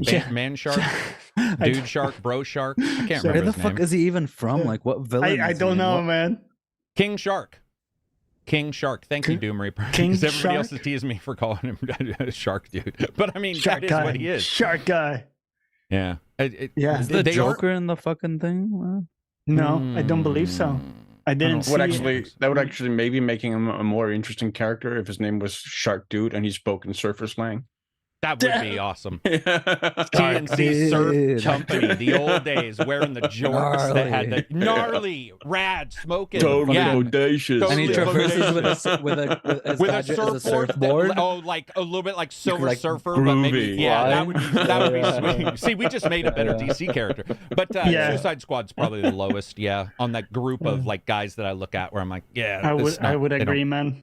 But here's the thing. Making Michelangelo from Turtles, That is what he would turn into, right? A character. Cowabunga. But fuck. You kill people with like sex wax, but I do think that overall, I am not a Guardians fan either. The movies, I love them now, but when they were first announced, I was like, oh, these guys look sort of like Gennaro guy, gunman, a strong man, and sometimes you get that overlap in superheroes where like they're almost strong dude and strong dude. There's an overlap. There's a bit of an overlap. Yeah, so I'm just going to wait and see what I think the good thing about them is that they're all underdogs in a way. Because they're always up against like impossible odds. Like you would never bet for the Suicide Squad. Because they're a bunch of shitters. Like I don't know, you may get a bunch of feedback because I believe the Suicide Squad... Is it? I believe the Suicide Squad, they're called the Suicide Squad because they're the bad guys. They've got the things in their heads, right? At least in the one that I remember. They're the Expendables. They're the Expendables, but I do believe that they pull the shit out of the, frying pan. No, they end up, times. So, no, they end up doing amazing, but it's like initially on the face of it, for me as someone who isn't deep into the characters, like in the movies, I look at them and I just say, these guys don't have the ability to coordinate even the most basic task. We're talking to a shark dude. No, I can't wait. Like I can't wait because it'll be one more interesting title. If it turns out good, like Guardians, Jesus, I'm going to be ecstatic because it's like, I love Guardians. If it turns out to be Gotham Knights, then it's Gotham Knights and we'll move on. Was Gotham Knights this year, guys? Or was Gotham Knights that was last year. I couldn't remember. For some, it's becoming hard to keep track. It was late last year. Yeah. Was it late last year? Bubbles I is think asking us. October, November. Yeah. Oh, was it in the almost winter months there in the November? Oh, wow. Okay, I don't remember that. I believe so. Bubbles says, with the holiday season coming up, are there any games you've missed out on this year, and you plan to revisit this year? Oh, hundreds. Well, I mean, I don't plan to revisit hundreds, but there are like hundreds I missed out on. And have an interest in. I think we've all missed out on hundreds. Is there any big one that you are Armored Core for me? I want to try to return for that. Try it out. Yeah, Armored Core is a good one because it came and went. Even though it was good, it got good reviews. It was just packed at the time as well. Yeah. Abzi, for you? Came out after. No, I think I hit all the. I mean, Remnant 2 was the big one for me, and I'm playing that now. Last time I said I hit all of them, someone brought up Trepang 2, and I never heard of that game. So I found out about it. Thank you, Chatter, whoever you are that told me about Trepang 2. Already forgot their name. Got it on Steam and loved it. So there might be games I don't know about that I missed, but as for games I do know about, I hit all of the ones I wanted. Yeah. It's going to be a fun couple months because there's a couple games I want to play, but there's also a lot of open time. So it's like, I don't know. Go ahead. Bramble the Mountain King for me. Yeah, dude, that game is good. Yeah, I should play that one. This one, you'll like it. Shadows of Doubt is another. Yeah. Shadows of Doubt. Oh, the procedural murder one. Cyberpunk detective. Yeah. Yeah. I think overall, though, I never plan on it. I just sort of, when I see a game that I've missed, then I look at it. I don't really plan out, I missed this game. It's instead, it's just sort of, do I have some time? I look it up, and that's it. Yeah. Hush Al Ghul, have you guys tried Jusant? $2 super chat. Yeah, I think 2 people did. What'd you guys think? Go ahead, Abzi. It's awesome, man. I like Why is it awesome? I like the mechanics. Because it's such a very unique mechanically, and it's way more involved in the climbing, and you can do a lot with it, and then tackle things differently, and it feels good, and it looks nice. It's pretty, very nice art direction. Can you give me a comparison for art direction, Abzi, between this game? Does it look like Rime? Like Rime, yes. Very, very looking a lot like Rime. Yeah. And then go ahead. No, yeah, and just they it feels to me that they focused on and honed one thing and made it really, really good, and made all the different mechanics play well together. You know what I mean? Like the number of hooks you can put on the wall, and why you would put one, and the way you can swing, and it just works. Yeah. How's the camera? It's pretty good. No issues with catching on or like getting stuck in the rocks or Anything like we see in some third? Okay. Yeah. Because that's one of the things that makes me a little sick sometimes if they get the camera bounces. Yeah. Can you force the camera? So does the camera turn things into transparencies? Can you basically, what I mean is, if somebody's climbing, can you 360 the camera? Oh, I don't know. Have you tried? Okay, yeah. No, it's always looking at you like on the wall, like an Assassin's Creed almost, where like there's maybe some movement, but you're always looking at the guy. Okay. Yeah. But you can like move to see what's to the left of you and stuff. Like you can move the camera. Yeah. So you have like a somewhat mobile view, but not, you can't disconnect it. And like, I don't think so. Okay. Yeah. What were you going to say, Johnny? What do you think With respect, I kind of hated it. Okay, that is not the answer I expected from Johnny Loves Everything, the new Twitch streamer. I'm just joking. What did you not like about it, or was it just everything? I disliked the gameplay. Like Abs is saying, they do. There's the one thing they do. Mm-hmm. I disliked the one thing You disliked the core component of the game. The one thing. So for me, and again, you don't have to say that. Much love to everybody who had a great time with it. For me, like the pressing the triggers to like put your arms never fully worked, because also it kind of looked weird because at times it would be like you have your arm here, but now you're putting the other one here in an impossible angle. Like visually, sometimes it didn't like work for me. I don't know if it's maybe how I'm playing it. It could entirely be my fault. Did you find it reminiscent of like Death Stranding's movement, where? Kind of, but Death Stranding, you didn't have the crossover thing because you're just balancing. So it worked fine for me. But this one, because you're crossing the arms, at times you would just have like a ridiculous visual of like how the arms are crossing. And again, this could be entirely down to how I'm playing, but it didn't work out for me. And I found the stylistic style a bit too like generic, too stylistic, kind of like Rhyme has done it and it was cool. But for me, I needed something a little different, so it just didn't really do anything for me. It's like the one thing that it's doing didn't grab me. So Sorry about the ads, people. I tried to stop it and I didn't see it behind my camera.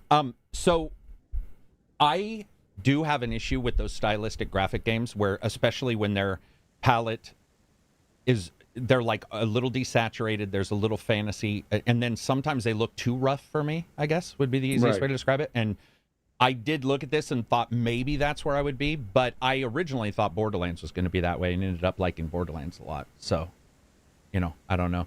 I just saw it and wasn't necessarily in love with the idea of climbing as a full game. Like, I don't know. I guess I just didn't have the patience at that time when they asked for review, and I was like, it could be like a mind state. Like, I just wasn't in the where sometimes a Zen game is the perfect time. You just like, or even a space game for me. Sometimes Cyberpunk will be like, I'll be in a Cyberpunk mood. Yeah, in a phase. A phase. Yeah, for sure. So that's a good question though, because I'm glad you asked that, because I knew these guys had played it and we just didn't bring it up. It's one of those games that's some sort of come and gone, and so the idea that Johnny didn't like it is really surprising. I did not expect that, but I actually see what you mean. Especially if you're staring at a character, you start to see weird animations. I saw it with Ashen. I don't know if you guys remember the Ashen game, but I was really excited for Ashen, and then there was a lot of like janky animations. Did we try to play that online? Was that the game that we couldn't even figure? We tried. Oh no! And then we ended up doing is we ended up just both playing, and with the Australian truck driver, we had a lot of Australian truck drivers, but we ended up playing this below game where your character was a pixel. Oh man! We were like, where the fuck do we go, dude? That guy was this big, and I remember when we first saw it in the trailer, we were going, man, that's like a small character, but I'm sure it zooms really in. tiny. Yeah, like you had to zoom in. Like, yeah. Good times, it was me, you, and he's actually Benson? still a Benson. It was Benson. Yes. And we Benson, jumped in there to all play, and we were like, "The fuck is going on? Yeah, That's a yeah. pixel high." Because with Like, Ashen, dude, we so what happened was, for people who don't know, Ashen was like the first co-op Souls like it was built for co-op, or that's what they had us think. So when we tried to we got through like the beginning section or whatever, and then we had to do some weird shit like a tribal dance with like this item or something, and then we got it working once where we spawned next to each other. And we were like, okay, let's go. And then one of us died, and then boom, we had to start all over again. How do I summon you? How do you get summoned? And then we just couldn't get it to work, so we gave up.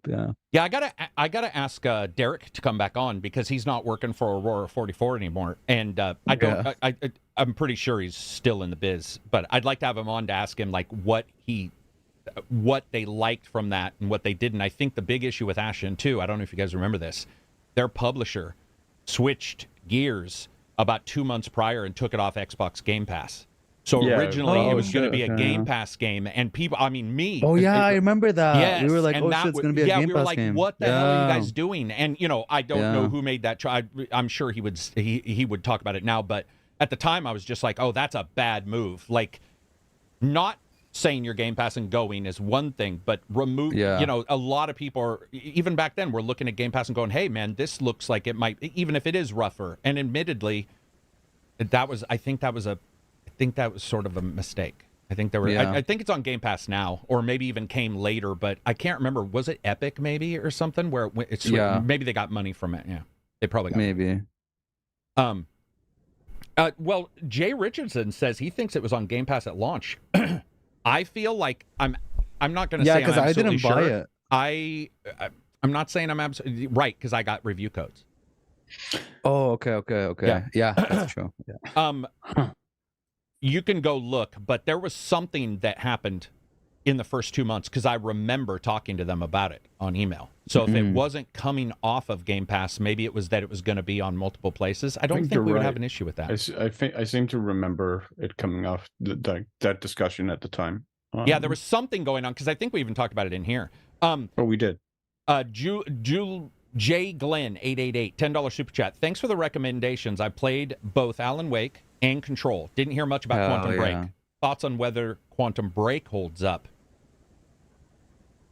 Yeah, I played it recently. It's definitely like the gameplay loop is definitely older. Like you can feel the where every game wanted to be like this kind of cover shooter, but it had really unique ideas. It's basically it's very linear, more linear than maybe even Alan Wake 1. It's more Max Payne like in that sense. Yeah, because you just go from shooting gallery to shooting gallery with a couple environmental puzzles in between, and then you watch a TV show. But it's a fun ride. It's a fun ride if you like Remedy stories and stuff like that, and you like timey-wimey shit.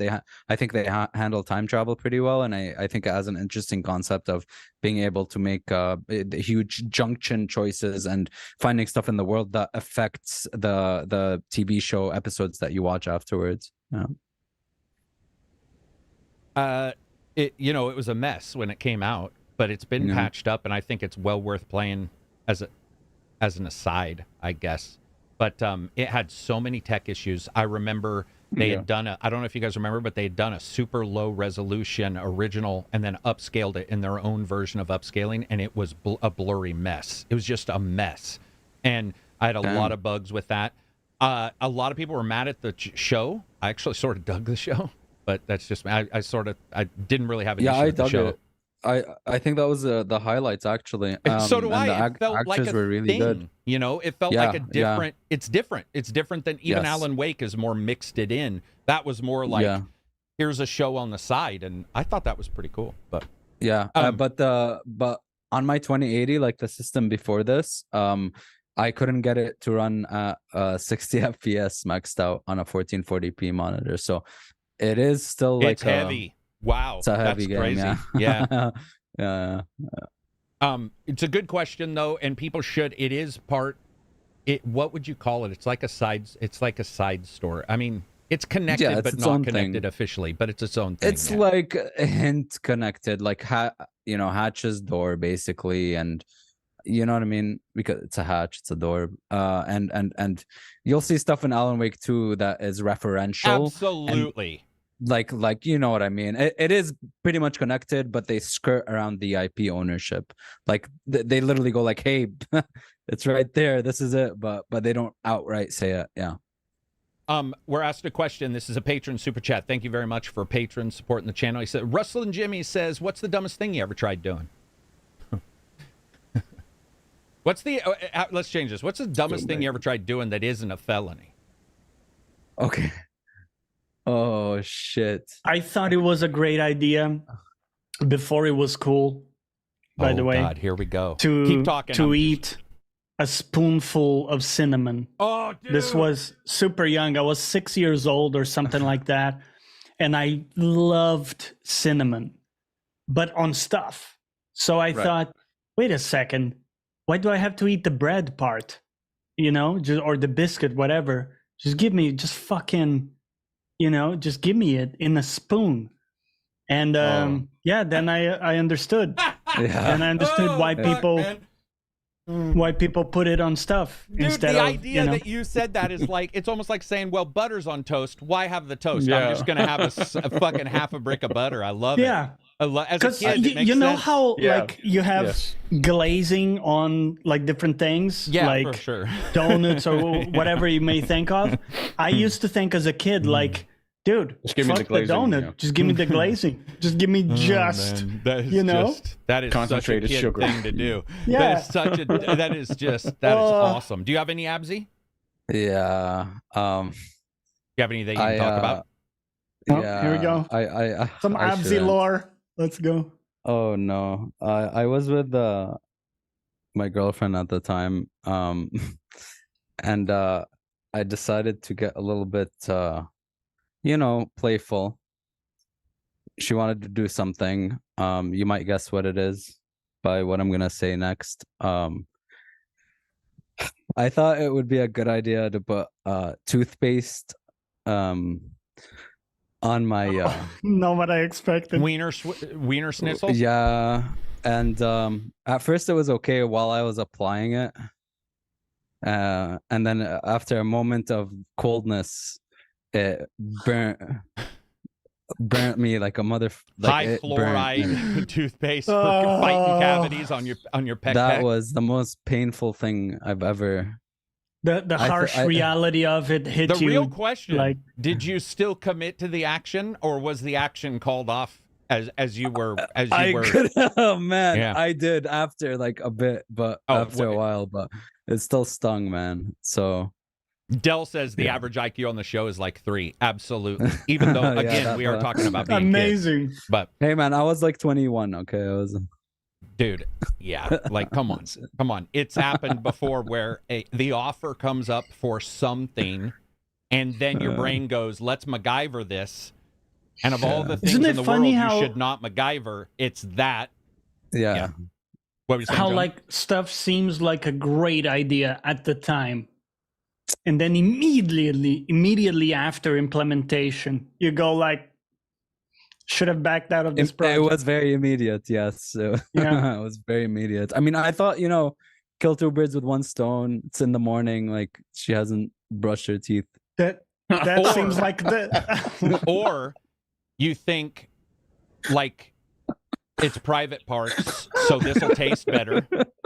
Right, because you hear that all the time. People get all kinds of oil. So your brain, if things make sense at the weirdest times, and like Johnny said, right after you do it, you're like, how did I get here? And you walk it back, and just question your life decisions. But that bit is written into the program, and it stops the crash, or what? It stops the crash that happened with you, and you're like, how did this ever occur? And you're like, yeah, at that time, that bit just wasn't there, and it made perfect sense. Do you have any, Silver? Yeah.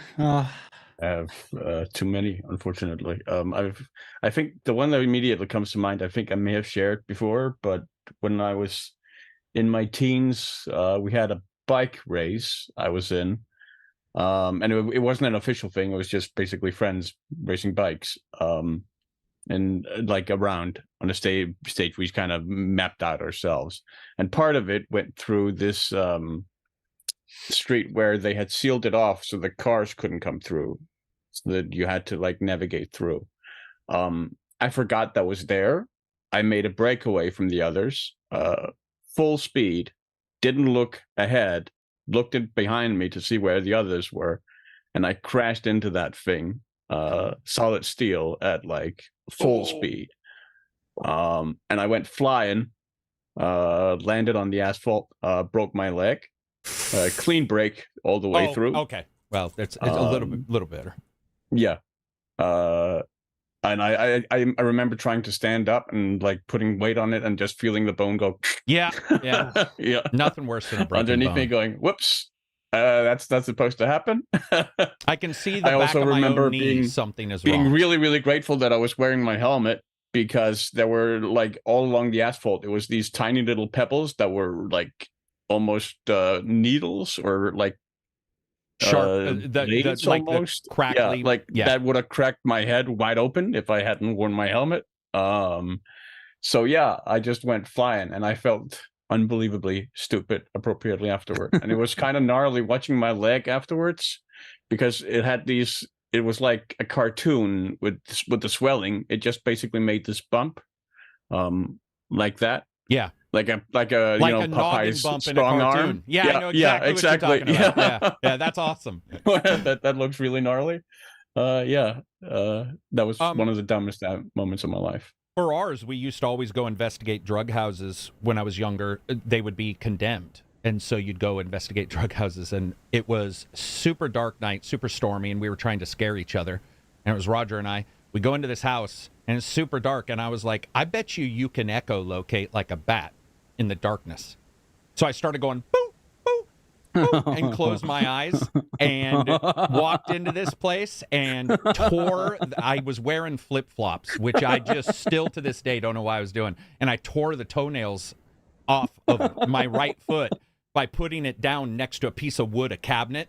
And I was going, boo, boo, boo, boo, trying to like bounce sound and hear it. And I just walked forward and put my toes down, and my toenails were like, buck, buck, buck, buck, and all bent back on my right foot. And I remember Roger, I thought it made sense. I was like, because I was all, okay, boo, I can sort of tell what's in front of me. This is how bats do it. I got this. Yeah, I was like, dude, we're all Batman. I can do this. And I obviously couldn't. And then have you seen? They left me, which we always did. I don't know if you guys have that friend, but all my friends, whenever, if there's a sound, here is the first thing you would hear. And you just hear feet just as everybody ran and scattered, and then you'd be in there, you're hurt, and I had to limp out, and then you're mad at them. There's like no trepidation for leaving you behind at all. Absolutely not. But that is actually a thing. Like, there's a blind man, or some blind people, I guess, but there's a blind guy. I remember clearly watching a video of this who literally uses echolocation to know where to go. Yeah, but you can't do it randomly in the middle of the night in like you can't do it by just house. Going like you gotta lose the sense of sight or something. Yeah, you gotta learn it, right? I thought it was a good idea at the time, but it obviously was not. There we go. Amazing segment. And by the way, I do want to point out my sound effect I found out was somewhat right. The boop. Yeah. Like that would actually work. It's just you have to have skill, and I had none. Nothing much asks. Also, what's the skill? Oh, go ahead. I can't forget the honorary mention to the time I stabbed myself as a pain reliever. Oh my also God. Undoubtedly one of the dumbest moments in my life. It is like dumb. To not feel a pain somewhere else. You stabbed yourself somewhere else. Yeah, I mean, I think I've told the story before as well, but I was in a basically classroom for like some kind of lecture, and my leg was hurting so much that I literally took my pen, stabbed it into my thigh, and it just stuck out. Like I stabbed it in so deep that it just stuck out of there. And I just went, oh, well, that was stupid. I seem to have stabbed myself. I'm sorry. And I excused myself and went to the bathroom and cleaned up. At least you were very polite first about aid it. Kit. Yeah, I mean, the girl sitting next to me was not impressed, I don't think. Oh, I thought you were going to say. I thought she might have been. Yeah, I thought maybe she'd be like, dude, this guy's I thought she'd be, whoa, he's badass. He's just badass, fucking... dude. Silver shows up let's the next go. day, leather jacket, little spikes on the side. Nothing much says, what's the scariest or creepiest monster in a game for you? And we'll go off the top of our head so it can be recency bias. Mine is the monkeys from System Shock 2, for sure. It'll probably always be my answer. Does it have to be like a creature? Well, yeah, because he was saying like, so not a yeah, it has to be like a creature. Something about them cannot be like of not the a natural little girl world. Ghost. Gotcha. Well, that, I mean, dude, unless little girl ghosts live in your world all the time, they don't live in my. I think that's a monster. I mean, a little girl. Is it? Yeah, I think so. Yeah. Because I was always scared of like little girls in horror movies, you know. So like Ada in Fear, or Ada in Fear. Yeah. Is that Ada? But then, or like The Ring and stuff. But Alan Wake 2 unlocked the scared of grandma thing, so I'm scared of grandmas now too. Just the way it is. I don't know monster wise though. I need to think about it. Dude, there was one in Resident Evil Village that was like a giant baby that scared the bejesus out of me. Oh my god, yeah, that was horrifying. Yeah, that one. Yep. It was like calling out for mommy and shit. You know what I did for that, right, Johnny? I literally muted and watched the play. No, I did not want to deal with it, dude. I did not want to deal with that shit. Hell no.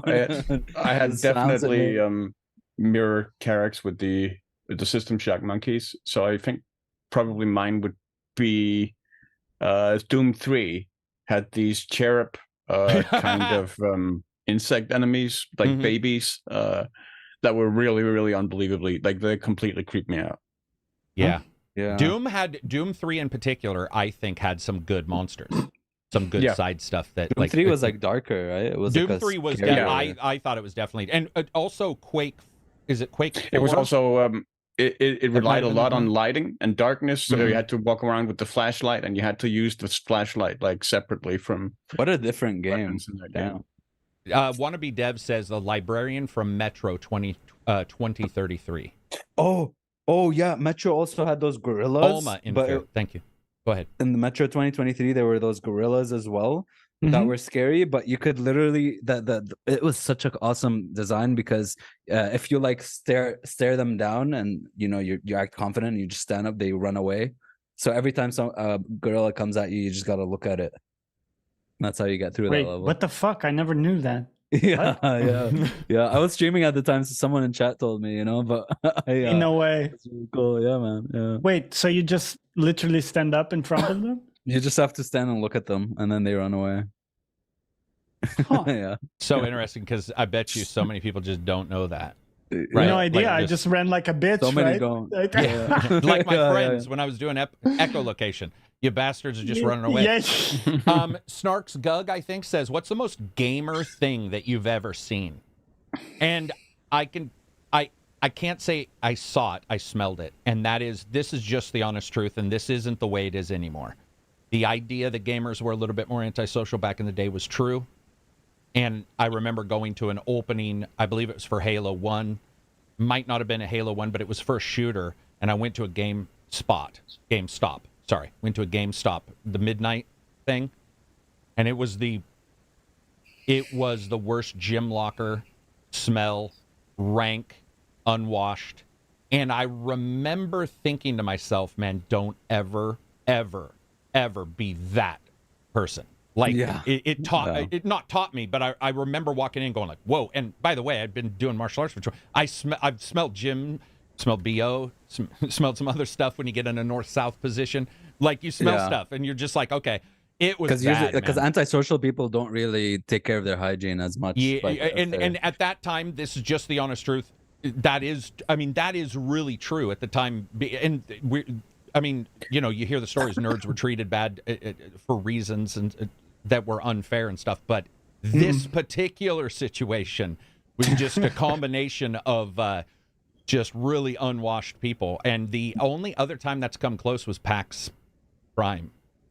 I went with Cadiz to PAX Prime, and I walked in, and my family always teases me that I can smell something from like a billion miles away. Like if something's burning, my wife will burn, and she gets mad because I'll be like, "What's burning?" She'll be like, "Dude, I barely burned a piece of popcorn. Like I'm 40 yards away." But I walked in there, and it was this wet, fetid, wavering, mirage of stink that hit me. And I was like, oh, wow, this is going to be miserable. So mine wouldn't be seen. Do you guys have any that you saw? Maybe somebody with a gamer jacket and going on a date? I was watching a certain documentary about a certain YouTuber, and just a scene of like what it looks like inside of a Magic the Gathering tournament. And I was like, wow, that is very... That's how that when I looked at it, it's current, it's like 2023. But when I looked at it, I was like, that's a very like 90s gamer scene right now. That's a vibe. I'm looking at. Yeah, that's a vibe. Anything for you guys? I have one that's more like being in awe or like impressed, like watching someone or seeing someone beat Mike Tyson's Punch Out blindfolded. Oh, dude, that's insane. That's awesome. Like I can't even beat it without a blindfold still to this day. Right. 30 years later. Yeah. So I still can't beat Mike Tyson.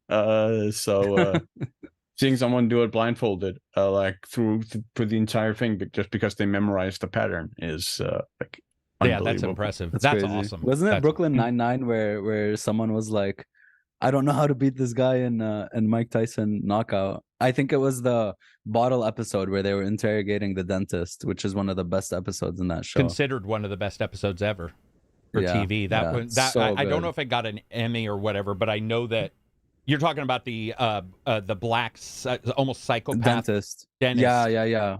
I think as far as I know, that's considered like one of the best episodes in TV. It was perfect. It was like a drama and comedy, and it was really good. And he breaks him multiple times. It's so funny because anytime what's his name comes and he breaks in, Holt. he breaks Holt. Yeah, he breaks Holt. But I love it when they come in and he's like, I'm gonna break him in like 30 seconds, and then he's the one crying. The best was where the doorknob comes off of the door and he starts panicking, and then he pretends when the guy fakes to admit the guilt, he pretends like the door breaking off was on purpose, and then it won't open. He's like, it'll only be a few minutes. The guy's like, it will be 3 hours for maintenance. He's like, no. I love that shit. What about you? What about you, Johnny? Do you have any gamer moments? I had a gamer moment the other day where a friend of mine, she was playing League of Legends, and she had an amazing like score of creeps killed and enemies killed and stuff. And I said, in all seriousness, I've never been this attracted to you. Holy shit. It just like took over me because it was so beautiful. Johnny took his shot right there. He's like, I'm going for it. The CS is it's beautiful. And I don't know if maybe that person's gamer moment would be you saying, I don't know if I've ever been this attracted. Like if we asked them, they would be like, well, there's this time where Johnny and I... Hush Out Ghoul, $5 super chat. You said you hate how calories work. What's the one thing about the human body in general that you would change? The ability of it to get sick. That's pretty degeneration massive. Over time. Cell splitting, basically, as a whole. What's one thing with the human body in general you would change? Waste production. Yeah, that's where I'm going, Silver. Like, that's sort of where I'm going. Is like, wait, let it out as air, like. Yeah, it would also clean up the world. Some places with bad sewage issues and stuff like that. Yeah. If he's talking about everybody, that would probably be one of the main major ones. Source of disease. Yeah, major source. Yeah, major source of just every problem, pollution. That kind of dumping raw sewage into the ocean. Yeah, so yeah, probably pooping. Not required to sleep. No, man, I love dreams. Photosynthesis instead. I want technology. Fucking sleeping, just outside getting sun. You never have to sleep. Then we would all have to get naked like Quiet in Fan and Pain or whatever. Yeah. What were you saying? I want technology that allows us to like download our Steam games in our dreams so that we can game like while we're asleep. While you game. You game while you sleep so that you don't have to, waste time in the real world or something, or just get more hours in and be able to beat all the games and stuff. Moving on from super chats for a second, there was some stuff that popped up. So Embracer, after their cuts, has still a $1 billion debt. And The question is, and the question came up, would these companies that they're cutting, some that they're not, would they be around even if Embracer hadn't bought them? And we do know some wouldn't because they were bought in the midst of like breaking up, you know, and Embracer came in. But I don't know if you guys saw this. It's I think it's $1.5 billion. And I saw somebody say, hey, listen, man, like, at some point, you have to question why you would hinge everything on a $2.5 billion deal that hasn't come to fruition. And I don't know about you guys, but it's like, I don't know how I'm a lot of times when I read about Embracer, I get mad and I'm like, God damn it, man, an investor shouldn't run the company, but you know, blah, blah, blah. But then at the same time, I'm like, well, some people had jobs for an extra 6 months, you know, that they might not have had. So it's sort of a difficult conversation to have. But I was wondering to you guys, if you had the ability to race Embracer buying all these companies, do you think you would? Or do you still think in the end it's like, well, you know, many of these guys wouldn't have jobs anyway? Obviously some would get picked up by the companies, you know, back in the day. Would you just sort of wish Embracer hadn't done anything? Because I feel like we're also losing IPs, if that makes sense. Like we're starting, some of these firings feel like they're connected to IPs that were sort of my cherished ones, I guess. Yeah, we are, though. DSX. That does also raise the question of, isn't Embracer then going to sell these off then, rather than, since they're potentially an asset, right? Yeah. Dude, I just don't know if the money... So Embracer... See, I guess that's what I'm saying. Embracer got this side money, or thought they were, right? And they got some, and I guess, you know, some of it's on investing, blah, blah, blah. But they get these. Where would those have been if they hadn't... Like, where would they be? I think we would have lost some, like No One Lives Forever. Isn't that one that's in IP hell? Like 27 Yes. people own the IP for that game, I think. Yeah, like, it's and ridiculous. there's no agreement there. There's no as agreement. To, willingness to take responsibility for it. Yeah, it just, sorry to bring everybody down, because I instantly killed the joviality. The moment you mention Embracer, it's like... Yeah. Yeah. Because that money came in, some money did come into the industry is what I'm saying. Mm-hmm. And that is the positive of it, that I don't know where that would have come, if at all. But then we're now looking at this, and it's a disaster. Like, I assume there's a ton of journalists doing stories on this. You know what I mean? Because it's going to come down, other than Activision Blizzard, which was in billions and took 3 years, this has to be one of the worst deals ever in games. Like, one of the worst overall situations that a company did all this, and now we're losing. I mean, 900, I think it's 900 people so far and still cutting, which is a huge amount of people. And I don't know if the industry can soak that up. Does that make sense? I don't know. So if those people were slowly filtered into other jobs, there's a higher chance of companies looking, blah, blah, blah, and, you know, you move with it. But it feels like this is happening. And Embracer, I don't know about you guys, but I feel like we were just talking about Embracer being fine. And then it's like that thing didn't work out. Lars announced it, and it felt like it was just cut after cut. But I don't know. If you guys don't have anything to add, it's fine. It's just a thought process on mine. I mean, I don't think it's necessarily a question of either or, right? I think whether it's another result, really, of too much growth too fast, of trying to absorb too much too fast, right? So not necessarily to like stop them entirely from acquiring studios, but maybe slow down the rate at which they did, right? And make the growth more sustainable. Yeah.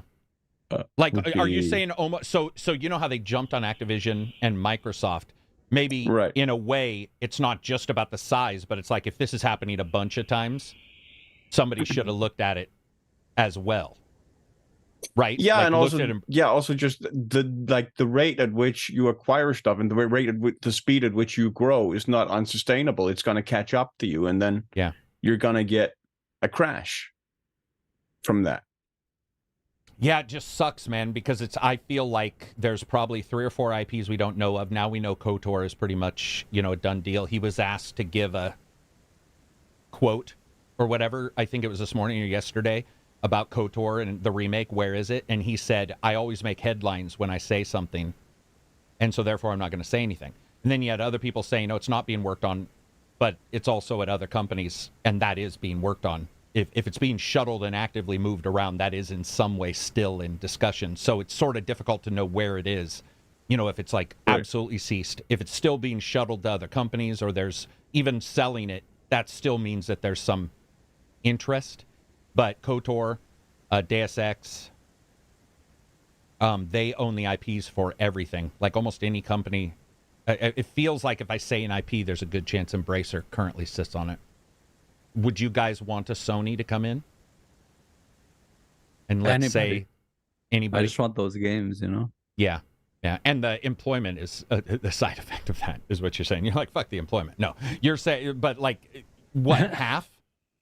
Like 500 million? Half.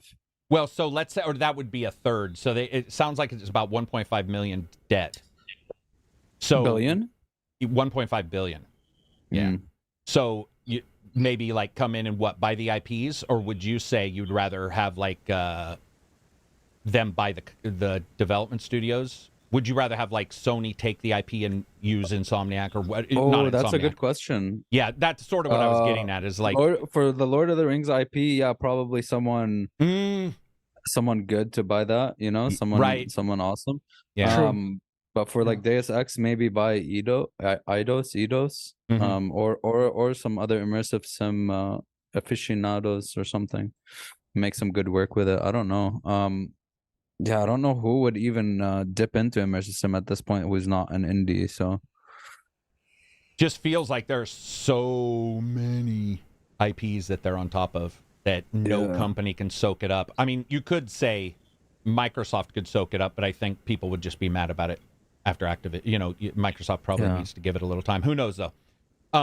Can always license those IPs, but the mass layoffs are the problem. Yeah, exactly. You can see that was the problem with Embracer. They also owned a lot of IPs that weren't being worked on. Everyone's laying off, right? It's not just Embracer. Literally everybody.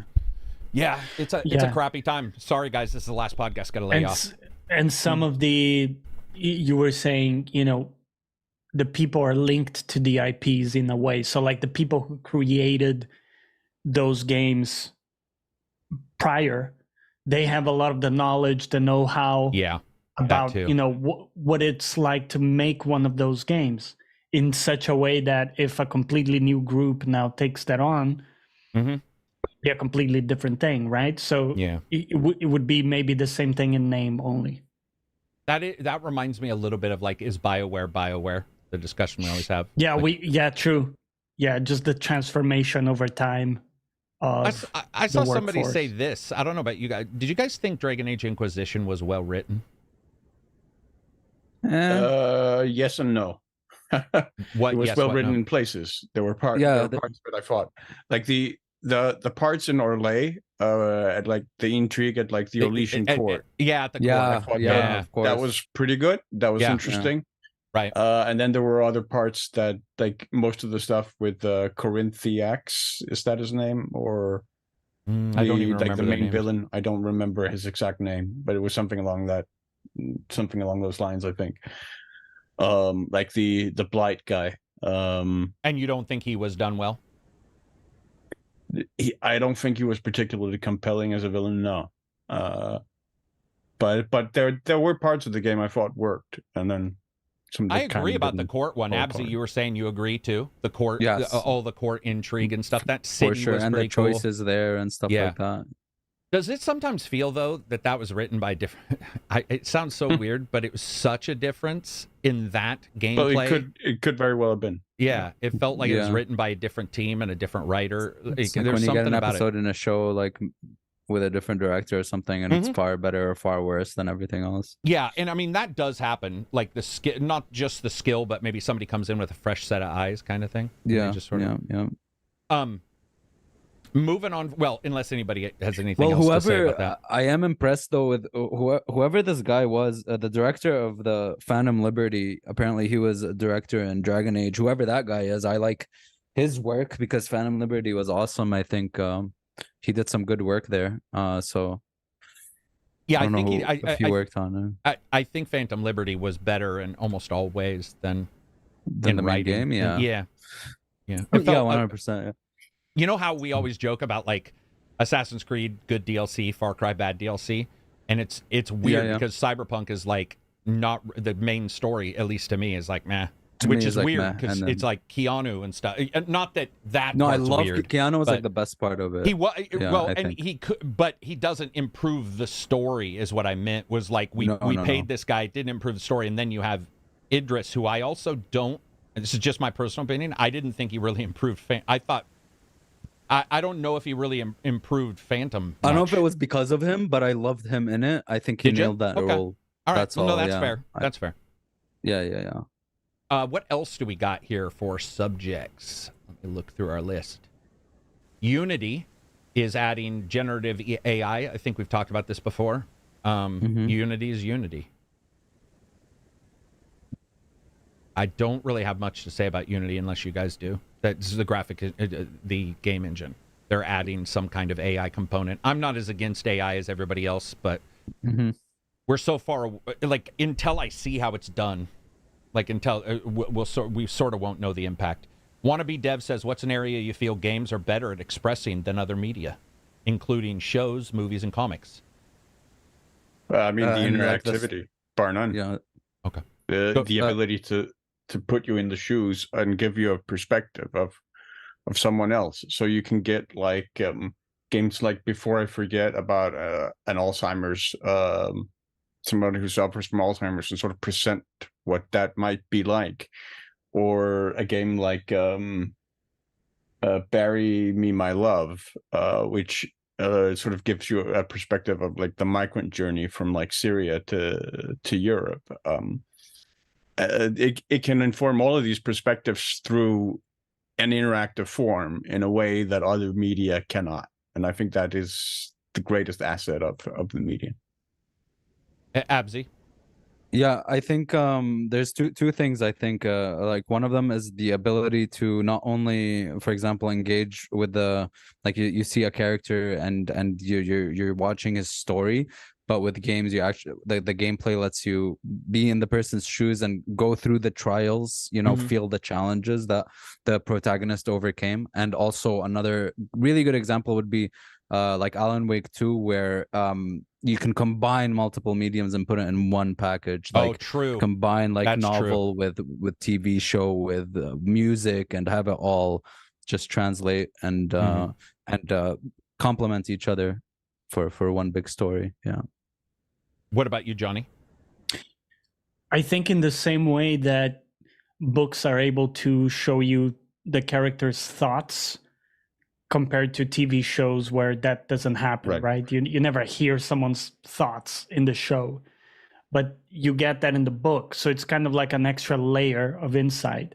I think there's yet another layer that we get in games, which is, what is it like to actually like live out a day as, Geralt or like this person?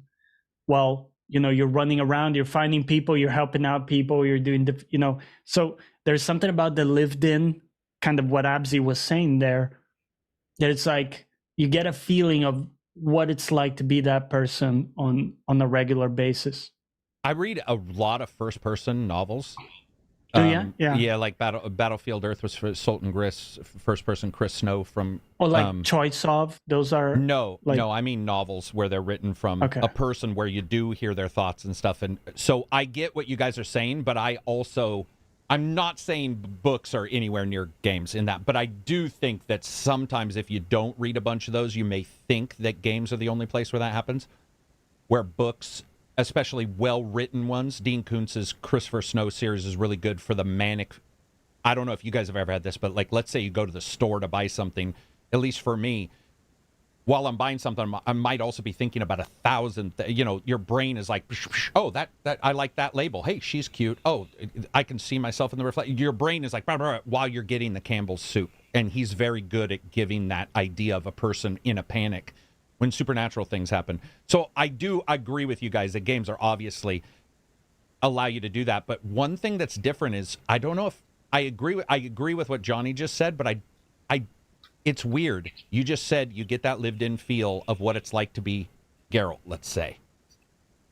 What's interesting to me is I don't know if that's as entirely true as it sounds, because you are adjusting Geralt. So it's I'm like projecting my own. So it's almost like Johnny Geralt and I'm getting Geralt.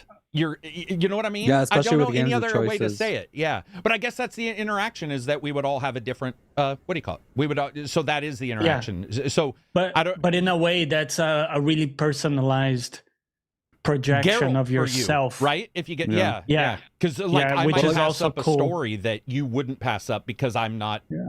Whatever. Sorry, Abzi, go ahead. Yeah, like a good example. Sorry, Karak, but a good example would be Death Stranding. I think. Here we go. Let's go. That was the game. No, because it was just the feeling and the having to traverse the world and get over these humps made the cutscene. Because some people say, like, why don't I just watch a movie and like forego the actual gameplay? That's not. I think it just true. enhanced. Right. Yeah, I think it just like, because like you go through, and especially with the use of the low music that they put, like for example, I remember going up a mountain and having to battle all these BTs or scare like stealth around and stuff like that, and it was like one of the first encounters, and at the end, at the tip of the mountain, you can see like a sunrise, and then the music starts coming, and it's nice, and you just walk down to your goal, and stuff like that just comes together with the story to kind of make you feel more of a sense of attachment to the characters and the world. Yeah, like you bought in. I'll give you an example of something that really worked for me in Before I Forget, the Alzheimer's game, where you basically play that game entirely in the confines of Before I Forget. It was a joke about Alzheimer's. Go ahead. But yeah, I didn't wish. Well done. That's a bit dark. That is a bit dark. But you basically play that entire game within the confines of an apartment, and you play an elderly woman in it, and you start a little bit by carrying out like daily routines, and they become routines, and you go to the bathroom and whatnot, and you learn where the bathroom is and stuff, and then all of a sudden you go to where the bathroom is, and it's not the bathroom anymore, it's the closet. Oh, well, that's sort of a trip. You have to really go now, and so you're racing through the hallway. You're opening all these doors that you used to know, but they're now leading to entirely different rooms. That's cool. And it's an entirely different reality all of a sudden, and you can't find the bathroom, and then you wet yourself. Holy shit! That's sad. It's like the ultimate terrifying humiliation that you have no control. You're just lost. Damn. Interesting. I didn't know that. And the way the game conveys that, I think, is to me masterful, and that's something only a game can do through that interactive experience. True. That is true. That's you could do a choose your own adventure book, I guess. But because you yourself would feel the frustration, right? Yeah. Because you yourself are trying to find the bathroom. Yeah. Well, and we've seen it in other games where there's like dimensions or whatever, and you open a door and it goes to a different. And by the way, that's actually one of my pet peeves in games is repetitiveness, going through the same door. I didn't like it in Alan Wake 2, in fact. It's not a thing I like. But in a game about Alzheimer's, that would like that. There's probably few things that tell a story better than opening it up, expecting a bedroom, and it's a bathroom, and you're like, what? Yeah. Like, what's going on right now? Yeah, it's a good idea. I hadn't thought about that, and I didn't know that that's what the game did. Ric Flair Andy says, recently went down a rabbit hole of detective games on Steam after loving Alan Wake's 2 investigative side. A few people have recommended Sherlock Holmes. Any that you guys can recommend like that? I'm already playing Shadow of Doubt. The indie one. The indie one, yeah. So is there a game? Crimes and Punishment, obviously. There was the one from last year that was really good. The indie game, 2D, with like a political caricature, cartoonish sort of art style to it. I forget. Let me try and find it. I don't remember that one at all. You guys talk. Man, I just wish Sinking City was good, man. Oh man, I was so looking forward to that one. I think more games fail at the investigation than succeed. Yeah. Right? Yeah. Like 100%. Because I remember the Case of the Golden Idol was the one. Yeah. The Case of the Golden Idol is a 2D game, you said? That does Yeah. investigation? What was that Skyrim mod that became its own game? Places. Oh yeah, the Skyrim mod that became its own game is that. It's City of some. Is it City of something or the Forgotten City? Forgotten my City? god, it's so good. Yeah, it's great. Yeah, I recommend that. It was on Game Pass, but it's not on Game Pass anymore. I think investigative stuff it's got to be so good because it has to hit the character. Yeah, Chicken Police is another one that was really funny. Chicken Police is real. I saw it pop up and I was like, what the hell is this person talking about? It's basically noir detective game. It's really cool. Yeah, I think the hard thing, like for triple A games is like they want to have it playable and kind of lead the player, and they don't want to make it too difficult to actually go through a story. But at the same time, as an investigator, you also want the feeling of you actually solving all these things yourself. So how do you do that intelligently, where they kind of lead you, but not really? You know what I mean? That's a hard thing to do. Dude, it's got to be so rough to lead a person, make it make sense to the character. And this happens in D&D all the time, where you have somebody who's smarter than the character that they're playing, or they know a real world fix, and it's like, dude, your guys, your perception is like 3 or whatever out of 10. Yeah, you know, and that's role playing. But in a video game, it's got to be even harder because you do want the player to progress, so you got to figure out a way to do that. That's why they just don't hit, man. I mean, even the Sherlock Holmes games, out of all the Sherlock Holmes games, I only think 2 are good. And then one's amazing, one's good, and then the rest I think are okay to poor. And they sort of know what they're doing. It's just because, it just dude, seems to I be remember hard. playing The Council, which was kind of like a Telltale game. Do you remember that? Oh yeah, I remember that game. Dude, that one you had to figure some shit out. Mm-hmm. They were like, read this Bible verse or paragraph and figure out, the connection like between that and what this character said and stuff. And at some point I was at a loss, man. I was like, dude, I don't get it. I think the Council, and it broke me. Yeah, I didn't. I think it pulled the wool over our eyes too, because all those trailers looked supernatural. They looked like some weird thing was going on, and they didn't really do a great job on it. Yeah, they didn't capitalize on it. You're like, what is going on? Then it ended up being reading a bunch of Bible verses and stuff like. Yeah, which admittedly people can do on their own. What's the best investigative game you guys have ever? No. Let's change that. What's the best puzzle in a game that you guys have ever experienced, or at least that, like, maybe when you got it done or whatever, you were just like, oh man, that was sweet. The entirety of Signalis. There was one puzzle in Signalis that was we need to get you a sponsor link, Abzi. A sponsor, yeah, I know, man. I swear to God, I can hype games up a lot. But there was one puzzle in Signalis where you had to align radars and shit like that, or like yeah, but that one did make me feel good. Resident Evil 1 as well, I think, with how it was like nested puzzles, like the whole house was a puzzle, and within it there were other puzzles, and having to navigate and put stuff in the inventory box, and when everything clicks, it makes like a dominoes effect where everything just falls into place, and it just feels really good. I think Portal... Sorry, I just want to ask Abzi, you're talking about number 1, the Master of Unlocking, that ancient one? The original HD version, the remake original of the first one. Gotcha. Okay, I was just making sure. The one that released on GameCube initially. Yeah, the GameCube one. Man. Go ahead, Johnny. Sorry, I interrupted you. I think Portal and Portal 2 did. Oh, for sure. Did an amazing job at making you feel smart. Because once you figured out the solution to it, you're like, dude, I did it. I cracked it. I got it. And you felt really intelligent.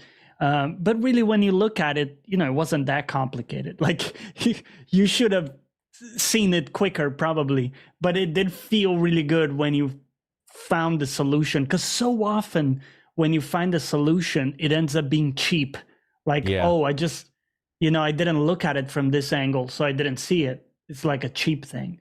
Games like the Talos project have some puzzles that are a bit on the cheap side, where it's like, oh, I didn't look at it from this angle, so therefore I couldn't have known it, Dude, as a point is an amazing... As a point and click guy, I can tell you, I grew up on Moon Logic. Oh, yeah. And fucking Blazing Dragons. All the stuff you have to throw in the pot in Monkey Island to get to Monkey Island. And man, I was calling that LucasArts hint number constantly. The seagull won't leave the dock and stay or won't come back. Like, what am I doing? Or you'd be playing Blazing Dragons, which... What do I do with the rubber chicken with a pulley in the middle? Makes sense. Yeah, they'd be like, you got to make a dishwasher, and it was like a rubber band and a clothespin and a computer monitor. And you're like, fuck? None of this. What? Like, and you get accustomed to it, and then you play the games where it's set up. And I've made a lot of mistakes in games where their puzzle makes more sense, where my brain is out thinking the puzzle. Yeah, and you'll go in, you'll be like, you overcomplicate it. Yeah, you're like, dude, because you've been conditioned to. Yeah. I got to drop elbow on this rock and then create my own golem, and they're all, dude, or just push the triangle that you saw. You're all, oh, all right. I think Alan Wake's puzzles were pretty good. Number 2, I'm talking about, but I also feel that there's a couple puzzles that I've looked up their whatever solution now, and I'm not 100%. It felt like there were a couple that I was tried to do, a couple openings where I was like, this just feels like it's a little random. Like, go way over here, grab this, go way over here, look at this. I liked some and how they were set up, but I feel like they almost went too far with puzzles. And especially when I got done with Alan Wake 2, I was like, there's almost too many puzzles. Like, it would be nice to have curbed that down. Don't fucking laugh at me, Absy. Look at this. Oh, you're not laughing at me. You're green. Yeah, those are the notes from Alan Wake 2. Man. I had to do. I love the idea algebra. Of it, yeah, I had to do algebra. Literally. I love the idea. I just want to make sure that's clear. And I it didn't drop the game down at all. It was just where I was like, they didn't grab some me of as them much. Were obviously obtuse as fuck is what they were. Yeah. Like they play on the what do you call it? Like the cerebral shit where it's like, oh, kind of random, kind of entropy. Yeah. And if you play Quantum Break, you'll actually understand more of the puzzles because Quantum Break's always messing with math and always it's always alternate dimension time shit. Stuff. So is Control. Yeah. So it fits. It was just, I think I like the more cerebral stuff in Alan Wake. Puzzle games is Might and Magic Clash of Heroes, because that one contextualized like a lot of the standard puzzle gameplay in like a story. What was that on? Way PC? It was on PC and consoles Okay. across multiple platforms. Oh, dude, I did oh, sorry. No, go ahead. No, I did a fantastic puzzle in Remnant 2 yesterday where it played on shadows, and there was like there's like poems scattered around, and then like a picture that showed like there's like the moon, life, and it like correlated to a symbol, and then you had to basically move this whole structure around so that it shines, like the shadows go to where like each different it's so hard to explain. There's like different doors with different symbols, and each symbol corresponds to a certain poem, and you have to figure out how you have to move the shadows around so they correspond to like the poem in a very smart way. And solving that gave me a very nice dopamine rush. Rogerio says, is Remnant 2 fun alone? I would say it is, depending on the class. It is more fun, obviously, if you have somebody to save you. It's more fun with... I found it like I love playing games alone for sure, like, and sometimes co-op games I just rather, like Baldur's Gate 3 I'd rather play alone, but in Remnant 2 I actually had more fun in co-op, but it's still a blast alone as well. Like it's not just only fun with friends. Yeah, it's a good game, and it's I love playing the medic, and I need someone else, obviously. Oregon Fresh says, how do you guys think sports games should do business going forward? The model of pumping the same game out every year with new rosters is not going well. I thought one of them scored the highest it scored in years, actually, just this year. It could be NBA. I could be wrong. But I agree. I mean, as far as I know, their sales numbers are still fairly strong for a lot of them. Yeah. So I mean, right? Like, so I don't know. I mean, I think it's worked for them for over 20 years. Yeah. So if it I ain't have broke, a hard time seeing that changing.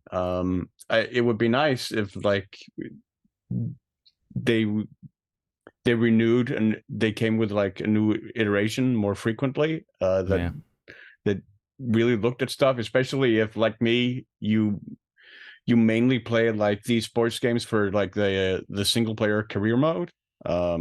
Especially like player career is something I do a lot, and that's an aspect that they often neglect significantly and leave with a lot of either technical issues or bugs or the like, because they tend to focus a lot on the like online modes and ultimate team and whatnot. So I mean, I would love to see more of a focus on those single player aspects from a lot of sports games. But unfortunately, I mean, there's a reason why they don't, because they find it to be more profitable to not do it. You know what I would love? I would love a game and then 2 years of updates, a game and 2 years of updates. So DLC would be your roster, right? And they would guarantee that maybe that roster is updated by the week. Injuries, I don't know how they update it now. Maybe they update it hourly. You know, I don't know. But I would love it to be at minimum 2 years. And then you get your DLC for free. So you do sort of like $59.99, 2020, and then 2023, you get your next one, versus what we're seeing, which is every year. And the big problem is they just don't. I mean, I don't mind. I know that football's and then the just same, do the roster updates as like a DLC expansion, free DLC or something. Yeah. Just be like, okay, man, here's what you get. You get I 2 mean, years of DLC. It wouldn't even necessarily have to be free. You could just do it at like a reduced at a reduced cost. Like back in the day, with Championship Manager, that like even back in the 90s, that came out every year with like roster updates, and that game actually had a database and an editor where you could actually go into the database and then edit everything yourself to update the rosters yourself, if that's what you wanted to do. But of course, a lot of people found that to be too much trouble, so they would just much rather just buy the new Championship Manager edition. KJ10X says, ACG, are you going to review the new Yakuza? He did. I think Infinite he Wealth. means Infinite Wealth. I mean, I'll try. If I get a copy, I'll try. Yeah, for sure. It's going to be a try big to review whatever. Yeah, it's going to be, what did they say? Like the largest Yakuza. The largest Yakuza game of all time. Because up until now, 7, I think, was the biggest, and 5th was the second biggest, or at least took me the most time. And 7 took me 80 hours, so... Damn. So 8 is gonna fucking kill me. They've also rumored that the Japan Assassin's Creed game is supposedly even larger than Valhalla. I saw. Oh my goodness! Oh no! Hopefully they make a variety enough. Exactly.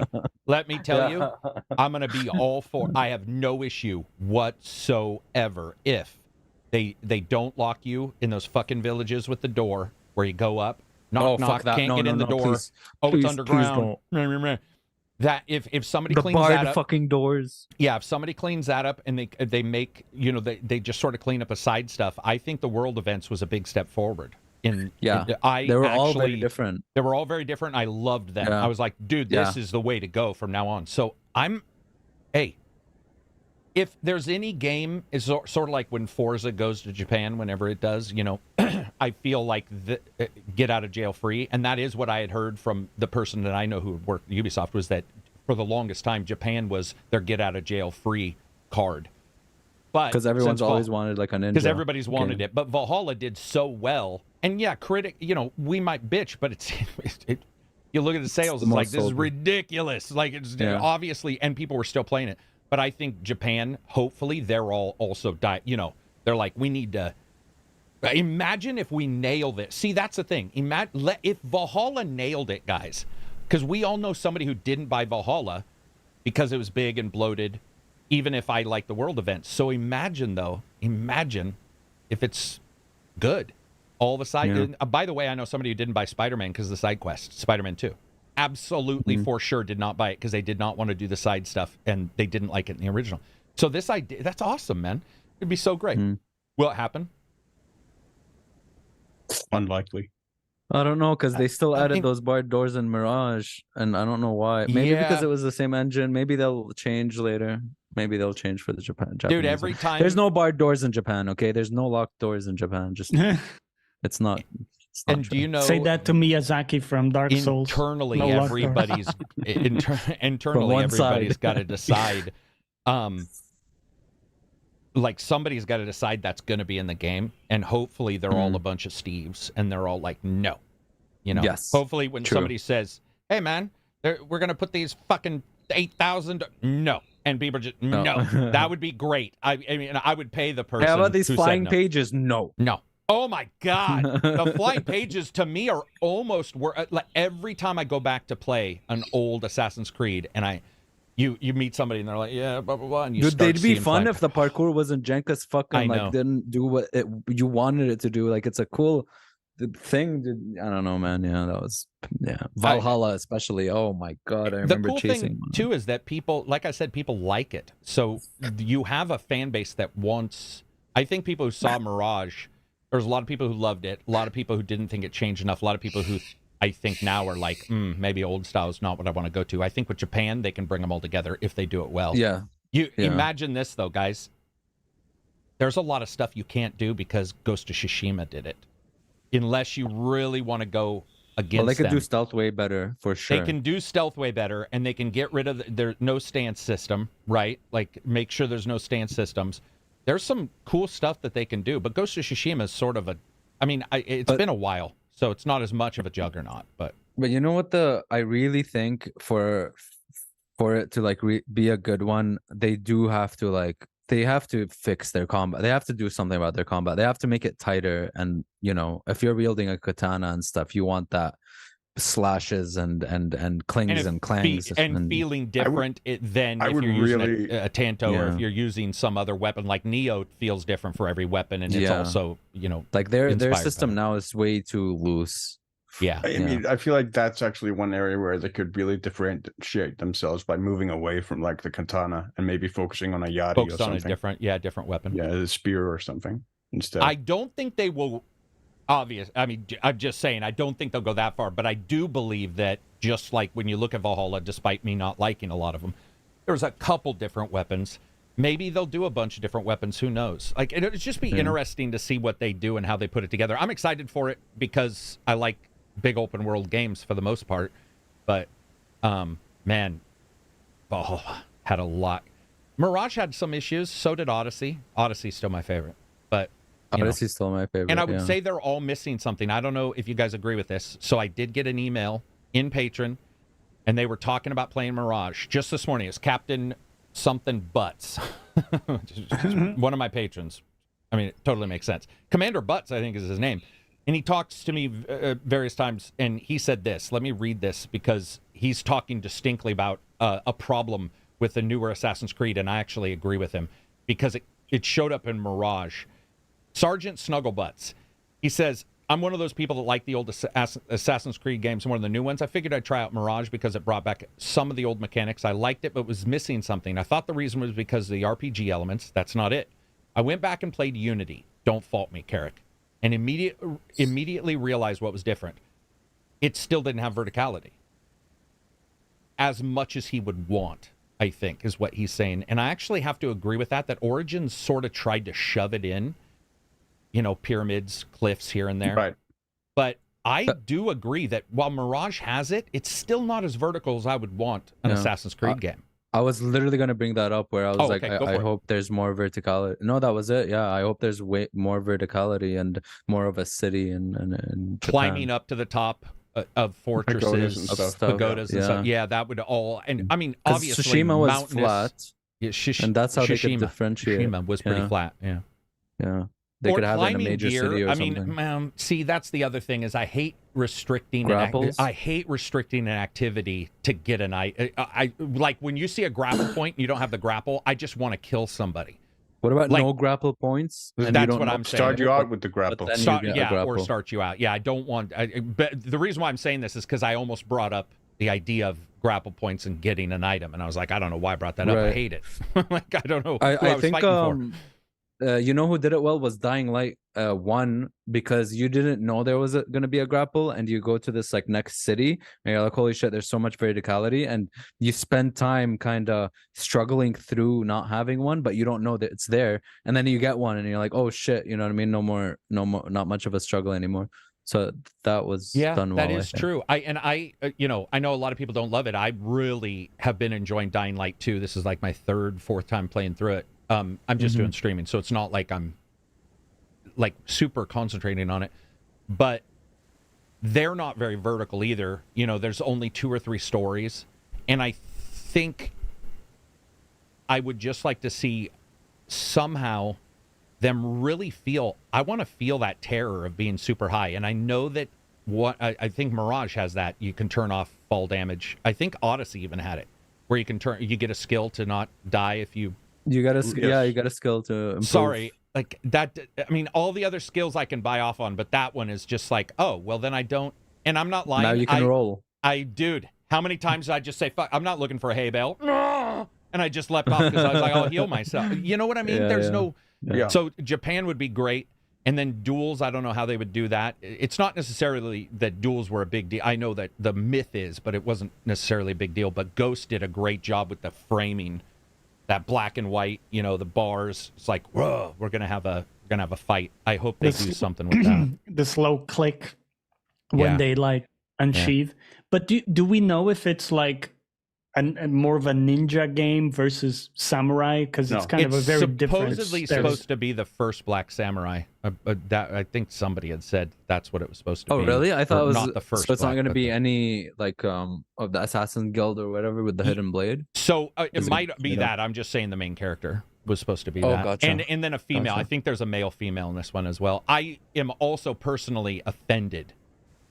There's no customization in this compared to the one that's coming on mobile.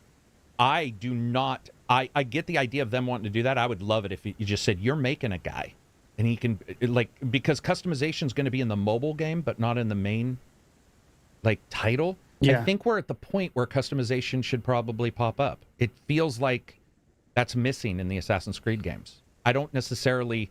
Right. I don't mind Eivor, especially because they give you that choice between male and female. So it's like, or brother and sister all the way back to Syndicate. It's like, who I loved. That was one of my favorite parts of the game. But it's like, guys, we're at the point now. Let me make my own guy, man. Let me make my just fat, portly dude running around with a katana. Let me do that. Because they're already using, I don't know if you guys know, but they're already using the AI to do the cutscenes. They did it with Legion. They figured out ways to use so it's like, if you can and they're already using all those other RPG elements where you can do wouldn't whatever. You guys rather have customization for your main guy and make him look the way you want him to look? You know, I'm not seeing Absy nodding here, which surprises me. Yeah, I'm neutral about it. It depends. If you have a very, very strong lead, it's a very character-driven story, then I don't care if there's no customization. But if it's just like some random Gennaro guy, I would rather be able to customize him. Because let me ask you a question then. Yeah. Who do you mean by strong in the past AC games? Where in AC games? In the past AC games where you're like, I don't need customization because this guy is this strong. I really liked Ezio. Ezio is dope. I liked Eivor. Why do we even have this piece? I think Eivor was dope. But they don't really have Ezio, a set personality. I love Ezio. That's often determined by I was 12 years old or 14 at the time, so I don't know. Right. Yeah. I haven't played it since then. I only played it the one time. Yeah. No, I get where you're coming from. I do get. It's just Ezio, probably because you were right, and I was a little older. Probably, so when I played him, it was so annoying. And so teen, I just wanted to kill him. But admittedly, you know me, I want a little bit more of a standoffish main character, and that is not true to the fandom. So it's just Geralt. Me, and I know a little bit more. Yeah, go ahead, Silver. I interrupted you though. What were you saying? We were talking about the Christmas. No, I just mentioned that Eivor isn't really a set character in the same way that, say, Ezio is. True that. Because you could change character. Or someone like Bayek. And I actually like Bayek quite a lot as a as a protagonist. What the fuck? I feel ganged up on in here. I thought one of the things they really pulled off well in that game was like his attachment to children, which really sort of came across. I'm sorry. That sounded very. But I get what you're saying. Yeah, and his wife through various side quests because of his relationship with his son that he had lost, and sort of was trying to rekindle in like looking after all these kids that he came along. Abzi, please, man, bring it back. Well, admittedly, I caught everybody. Love the games. $2 super chat. Do you think we'll see Sony devs collaborate? Love the games. Do not do another super chat. Can you tell me what you mean? What do you just mean in a general game, or are we talking about a specific thing? People like imagine maybe Silver, Sucker Punch. They liked him. Yeah, people like Sucker Punch maybe teaming up with like. I also really like the voice actor's performance of Bayek. No, I thought Bayek was so boring. Awesome. Oh, sorry, we're talking about multiple things. Real quick, Insomniac and Sucker Punch, I agree, Abzi. I actually think they're the two I would want to see. Yeah, above I would like to anybody else. But back to Assassin's Creed. Sorry, Johnny, then Silver. Johnny, what were you saying? No, I thought Bayek was really boring. I understand he lost his son. I get I have sympathy, but I just like nothing about him and the way he talks or views the world seemed interesting to me. Yeah. Silver, what were you saying? Not just that I really enjoyed the voice actor's performance for Bayek as well. I thought that was one of the strongest ones in the series. Can we all agree on one fucking thing then? What's up? If you don't agree, I'm just kicking you. Come on, man. Arno is no. Starting of Assassin's Creed 3 is 10 times better than once you become the main character. Can we just agree with that? Oh, Haytham. I liked Haytham. Haytham is awesome. Yeah. Silver also, he has is not the same agreeing. name as same name as my uncle. Oh, does he? Yeah, my uncle's called Haytham. I don't know if a lot of people agree with me and Abzi. I actually loved his way, his demeanor, the starting. But he can't climb trees, and then when I could climb trees, I was like, oh my god, I can climb trees now because I'm native. Right. Silver, do you not agree? Do you like what is it, Connor? Connor. I don't mind Connor as much as many other people, and I don't like Haytham as much as many other people. So I wouldn't say it's 10 times better. I do feel narratively it works better because certainly after that, the narrative starts doing a lot of random time jumps that really discombobulate the story and make it disconnected. Yeah, I didn't like that style. Like Unity did it too, where it was like jumping. Like there's one of the people you assassinate, and then after you've assassinated him, 2 years pass by. Like it jumps 2 years, and then you come straight back to Achilles, and you're like, "Oh, I just killed that guy." Right? Yeah. Even though it's been like 2 years, there's been a 2-year time jump, but you're acting like, "Oh, this just happened." Like it was like 5 minutes ago. Yeah, bro, I just did this. Johnny, do you have anything to add before we move to another point?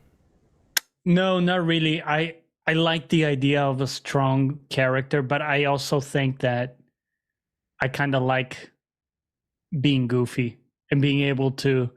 Why can I not have all the personality of, pick your character, Bayek or whoever you like, but have him look the way I want him to look? Why can't I have a ridiculous hair and like a beer belly if I want to, Chat, who's your favorite Assassin's Creed character? It doesn't even have to be the main. So I do want to point something out too. A fucking incredible video just popped on Ubisoft's channel 2 days ago where the writer of Black Flag talked about the game and making the game. And it's only about 40. I could even be wrong. It might not even be that long. It might be like 30 minutes. But somebody's playing and he's talking about decisions they made. And I got to tell you, man, I don't even love Black Flag near as much as everybody else, but that made that game 50 times more interesting. Like the stuff he was talking about where at the starting, when you meet that assassin, or not the assassin, you land, you're shipwrecked, the other guy's there, and you chase him, and he teaches you the game, and then you get in a battle, he starts shooting at you, and you kill him. Originally, the plan was for you guys to be friends and have less animosity, which I think would have completely changed the starting of the game, including the tutorial, because you would have had to have identified, like, how are you going to learn how to defend yourself if this guy's not firing at you. But if anybody likes Black Flag, that video is awesome. And the writer the stuff he explained for Black Flag made that game. I mean, like, I'm seriously considering replaying I've never played it. It's such a weird game because I think even mentions this in the game where it originally they weren't even 100% sure if it was going to be an Assassin's Creed because the way it started being made, it didn't feel. They were trying to figure out, like, how do we do a pirate, like, and maybe this character doesn't fit as well as we thought originally. It's an awesome video. It's awesome because you sort of get the confusion they all had while they were making the game of how do you fit this. And by the way, I think everybody besides me thinks it's one of the best Assassin's Creed games. So it obviously worked. Lau, you okay? Sorry, my dog's I think a lot of people like the ship combat, and I don't necessarily like that type of ship. I don't like ship combat. And you're not a fan of ship combat in the Assassin's Creed games? Not really. In general, I mean, Odyssey. I'm gonna let him out. Continue. I did play it through. I did do that in Odyssey. I didn't mind it, but it's not like something I look forward to, where you have to position your ship and then start firing and stuff. Yeah, I'm not a fan. Are you guys a fan of like? No, I would agree. Sure. I think it's okay. Sorry, go Silver. You like it?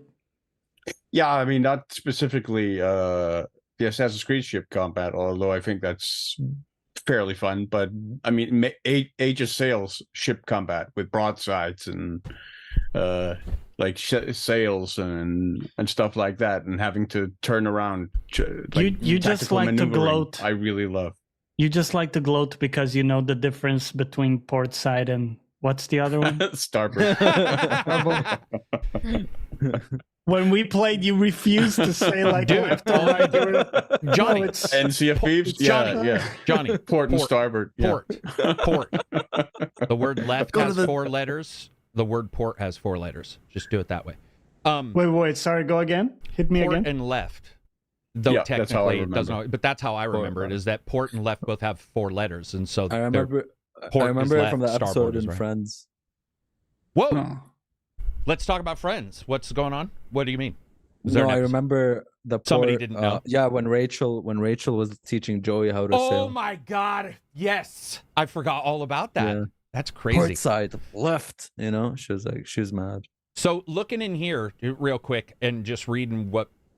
So Bayak, Connor, somebody wrote Connor. You're gone. Somebody else wrote Connor. Come on, what's wrong with you guys? Cassandra. Oh, yeah, duh. Okay, Cassandra's in there. I love the ship battles. Rogerio says, I didn't dislike Connor as much. He was just very committed and laser focused. I think for someone who had a terrible upbringing and seen his people die, his personality is perfect. That's actually a fair assessment, I guess. I mean, Connor's like the saddest protagonist of the entire. He is. I think that's my problem, Silver. I don't like Moby. He sacrifices literally everything to the cause. He's like the loneliest, and you get it also in like if you play like through the homestead missions in Assassin's Creed 3, where he like helps everyone, but he doesn't really get anything in return himself. He just keeps sort of giving of himself. He's very much sort of the martyr of the series, I think. Probably. It's probably why I didn't like him. I don't know. Maybe I just don't like those kind of characters. It just depends. I don't know. I think 3 was janky technically when I played it a little bit. There was just, there's just some things that pushed me off. And you know me, like Unity, I had so many tech issues that then it's hard to get that story out. And so then you think the story sucks as well because you're just like, dude, everything's disjointed. Even though I agree with you, the time jumps in some of these games are fucking ridiculous when you show back up, 2 years later and you pretend you just killed the guy. And it's like, you still got blood on your body. And they're all, dude, it's been 2 years. What have you been doing? Just slaughtering people for 2 years? ACG, Sam Altman is leaving OpenAI. Yeah, I assumed that was going to happen. I mean, once Microsoft bought it or invested. What else do we got before we wrap it up? Do we have anything amazing game-wise or life-wise or I think that's it. Sexually? I'm excited to get my Steam Deck OLED and jump on the portable train that some of you guys have been on. I thought you had a Steam Deck already. No, but I've always been tempted to play some of those like chill games, where Maybe even like a Yakuza game would be good on Steam Deck. To kind of lay back and play a game without having to be at the computer and that type of stuff. Mm-hmm. Yeah, there's a bunch of bonuses for having all of these devices in different ways, and I personally just think it's awesome to see the competition. I'm just really excited to see more competition. Yeah. I was happy that they did a bit of a refresh, because I saw a teardown of it where like they changed internals and stuff like that. So it wasn't just slap a new panel on it type thing. But you know why that was done. What? Dude, that was done so that you couldn't just slap a panel on it. I mean, I don't necessarily know if that was done. So people don't mod it? Well, I just don't know if it was done by some moral high ground where it's like, hey, we're going to up this. It's like the OLED already was going to give them extra battery. I'm just talking on my ass right now, just saying I just don't believe Valve is like in some way doing anything. So yeah, out of a refresh out of the goodness of their hearts. Yeah. I know that chat's going to be mad because everybody loves Valve. I don't. I'm not a big. I like some of their stuff, but I'm not like. I don't immediately assume that. You weren't either, by the way. I should point that out. I'm just poking at you. It's awesome though. It's cool to see it. It's got more battery life. It's going to be cooler, I believe. Yeah, a little bit cooler. So that. Do you think HDR is actually like practical for? No. No.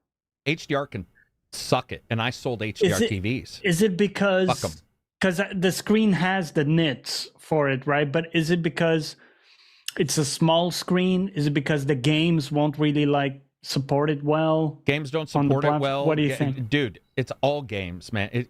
Like when what's his name? When Lex and who's the guy who runs Facebook, and they were sitting there talking. And the Zuck man is like, oh, we just have to build apps. It's like, fuck you, man. Like, you shouldn't have said that. If I were him, I would never have said that, because it's just like when VR, somebody says, hey, this headset's really good. Great, where are the games? Oh, well, we'll build those. It's like, no, you won't. Yeah. So HDR had a good idea, and it has terrible implementation across the board, whether that just be software getting it to flick and no. I don't know about you guys. Some monitors have the slow HDR reset where it'll be like, oh, and it'll go black for a while, then pop up because it's doing. So you have all these kind of issues. I love HDR when it works well. There's been some games where it's been phenomenal. I just think as an overall technology, it has absolutely failed to cause anybody to make the jump other than it's HDR, and that's cool. It's a bonus. It's on something. Like, it's like, oh, that's HDR is cool. Great. Yeah, I can count. And I sell TVs, and I can tell you. Dude, yeah. Every game that comes out, I try the HDR on my computer, and I can count on 2 fingers the times that it was, like, beneficial. Like, it actually made it better. We talked about Uncharted. What's the one with the lady? Lost Legacy. Great HDR in my system, looked phenomenal with the lighting. That's one. And Last of Us also looked really good with it. Sony might have a better, I don't know what the term would, not Sony, but I mean those companies seem to have nailed HDR a little better. But. I would agree. It sucks, man. HDR. I mean, I was big in it. Like I did videos prior. God of War nailed it. The first one when it first came out. God of War prior to Ragnarok. Where it was like one of the first like HDR showcases. Dude, signing into a game, man. Turn that game on. You got HDR on, and it's like papyrus white, and blah blah blah. And you're like, that's what I'm just sitting there going, dude, you are not reaching out to the consumer at all. It just sucks. That's why I was thinking it's too good over time, though. Yeah, I was thinking like it's too good to be true.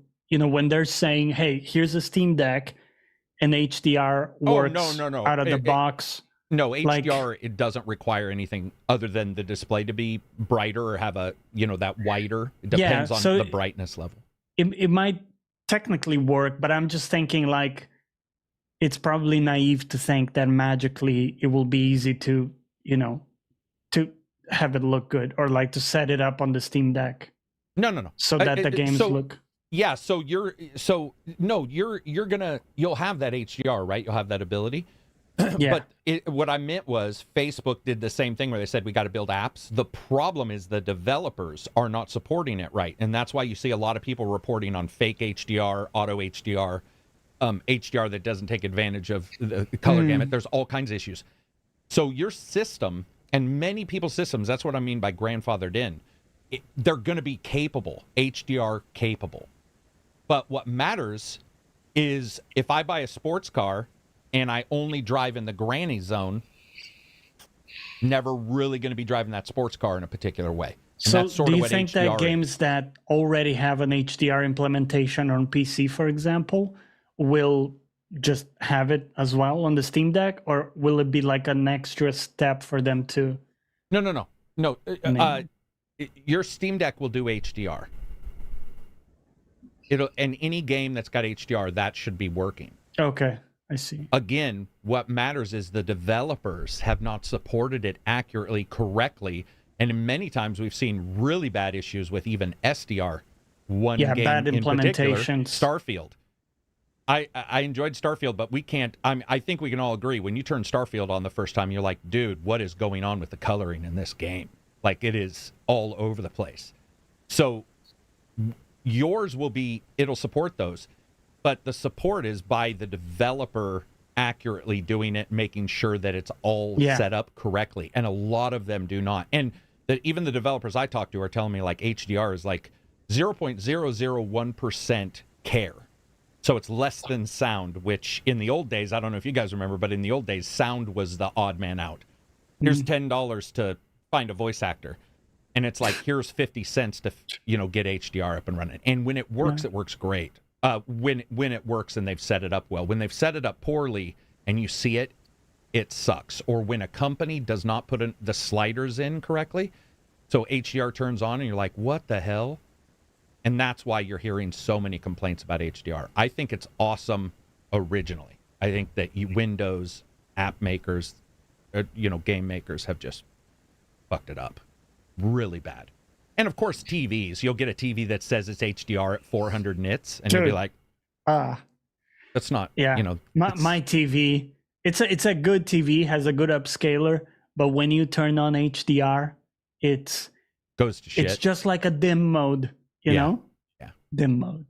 Star Citizen has HDR now, and it's pretty impressive. This is Indio saying that. The resident Star Citizen guy. Yeah. Yeah, whenever I have a question about Indio, or a question about Starfield, I'm just like, hey, man, if you see anything new, because it's also hard to keep up because they've done some great adjustments to Star Citizen, but, it's easy to get behind on that game because, it's these iterative bumps.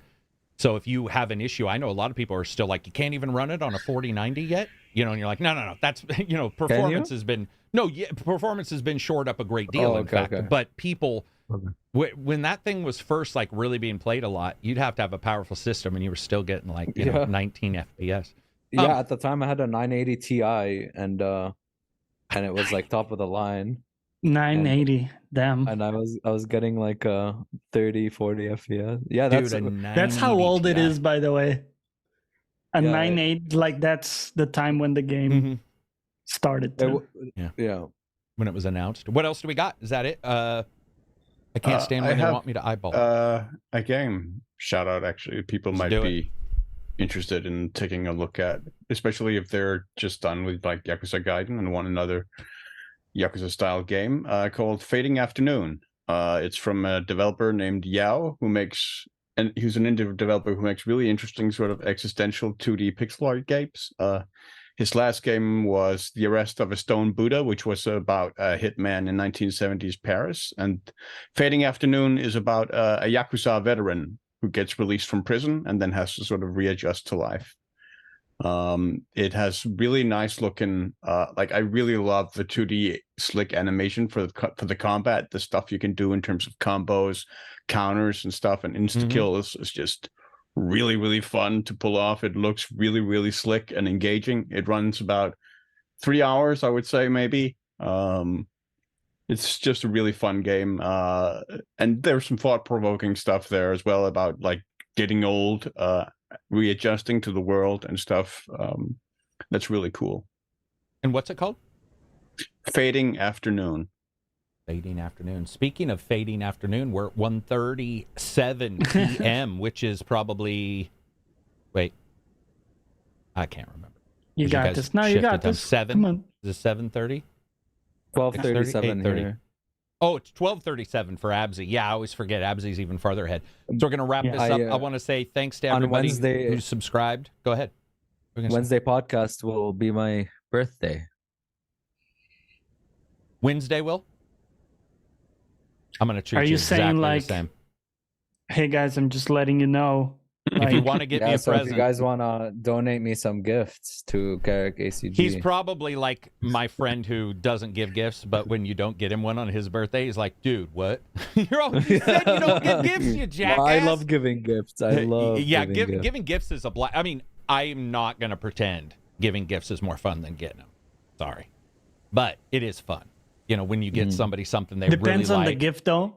When you get like a pack of socks and you have to pretend that it was a great gift.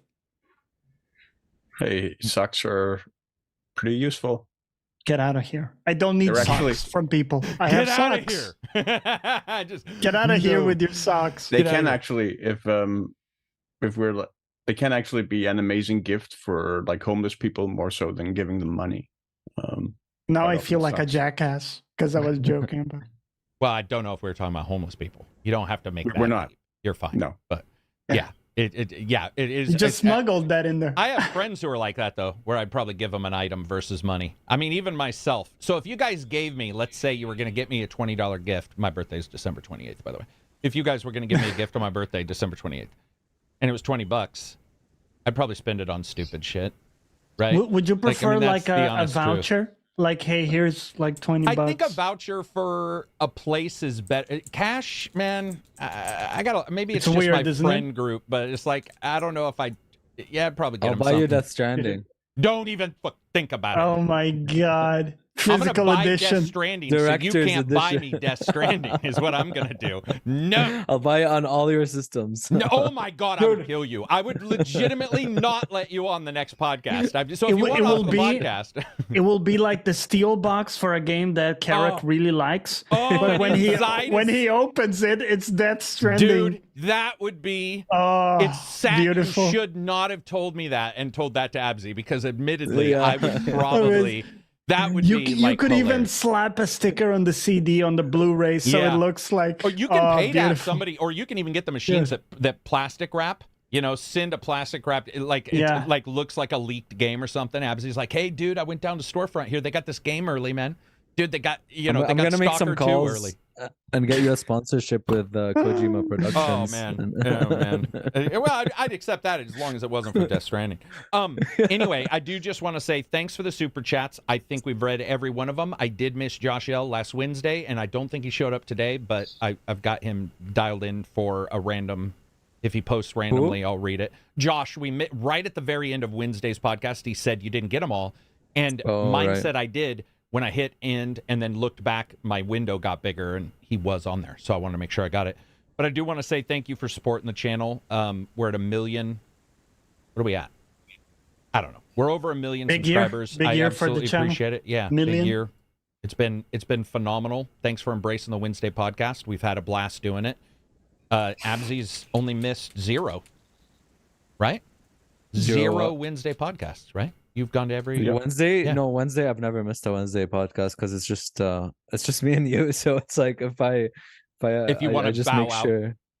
Yeah, I just make sure I don't have anything on Wednesdays because I wouldn't want to leave you alone. So. Yeah, exactly. He feels that. That is true though. That's why you have 4 or 5 people so you can pop in. But I do. Yeah, it's been awesome. I definitely appreciate all the support and the new patrons have been cool. I'm glad people are enjoying the patron. We're going to try to do some more stuff, maybe some stuff this weekend. And that is one thing I do want to read or talk about just for a second, is that we are still doing game streams. Some people saw us post Star Trek, which we did with Nor, and Takedown and Reg. We are going to try to do more game streams. We're just trying to figure out the exact time for that, but we'll definitely have that set up. Anyway, that is it for us. Any last words? Take care. Take care. Enjoy yourselves. Have an awesome weekend. Don't die.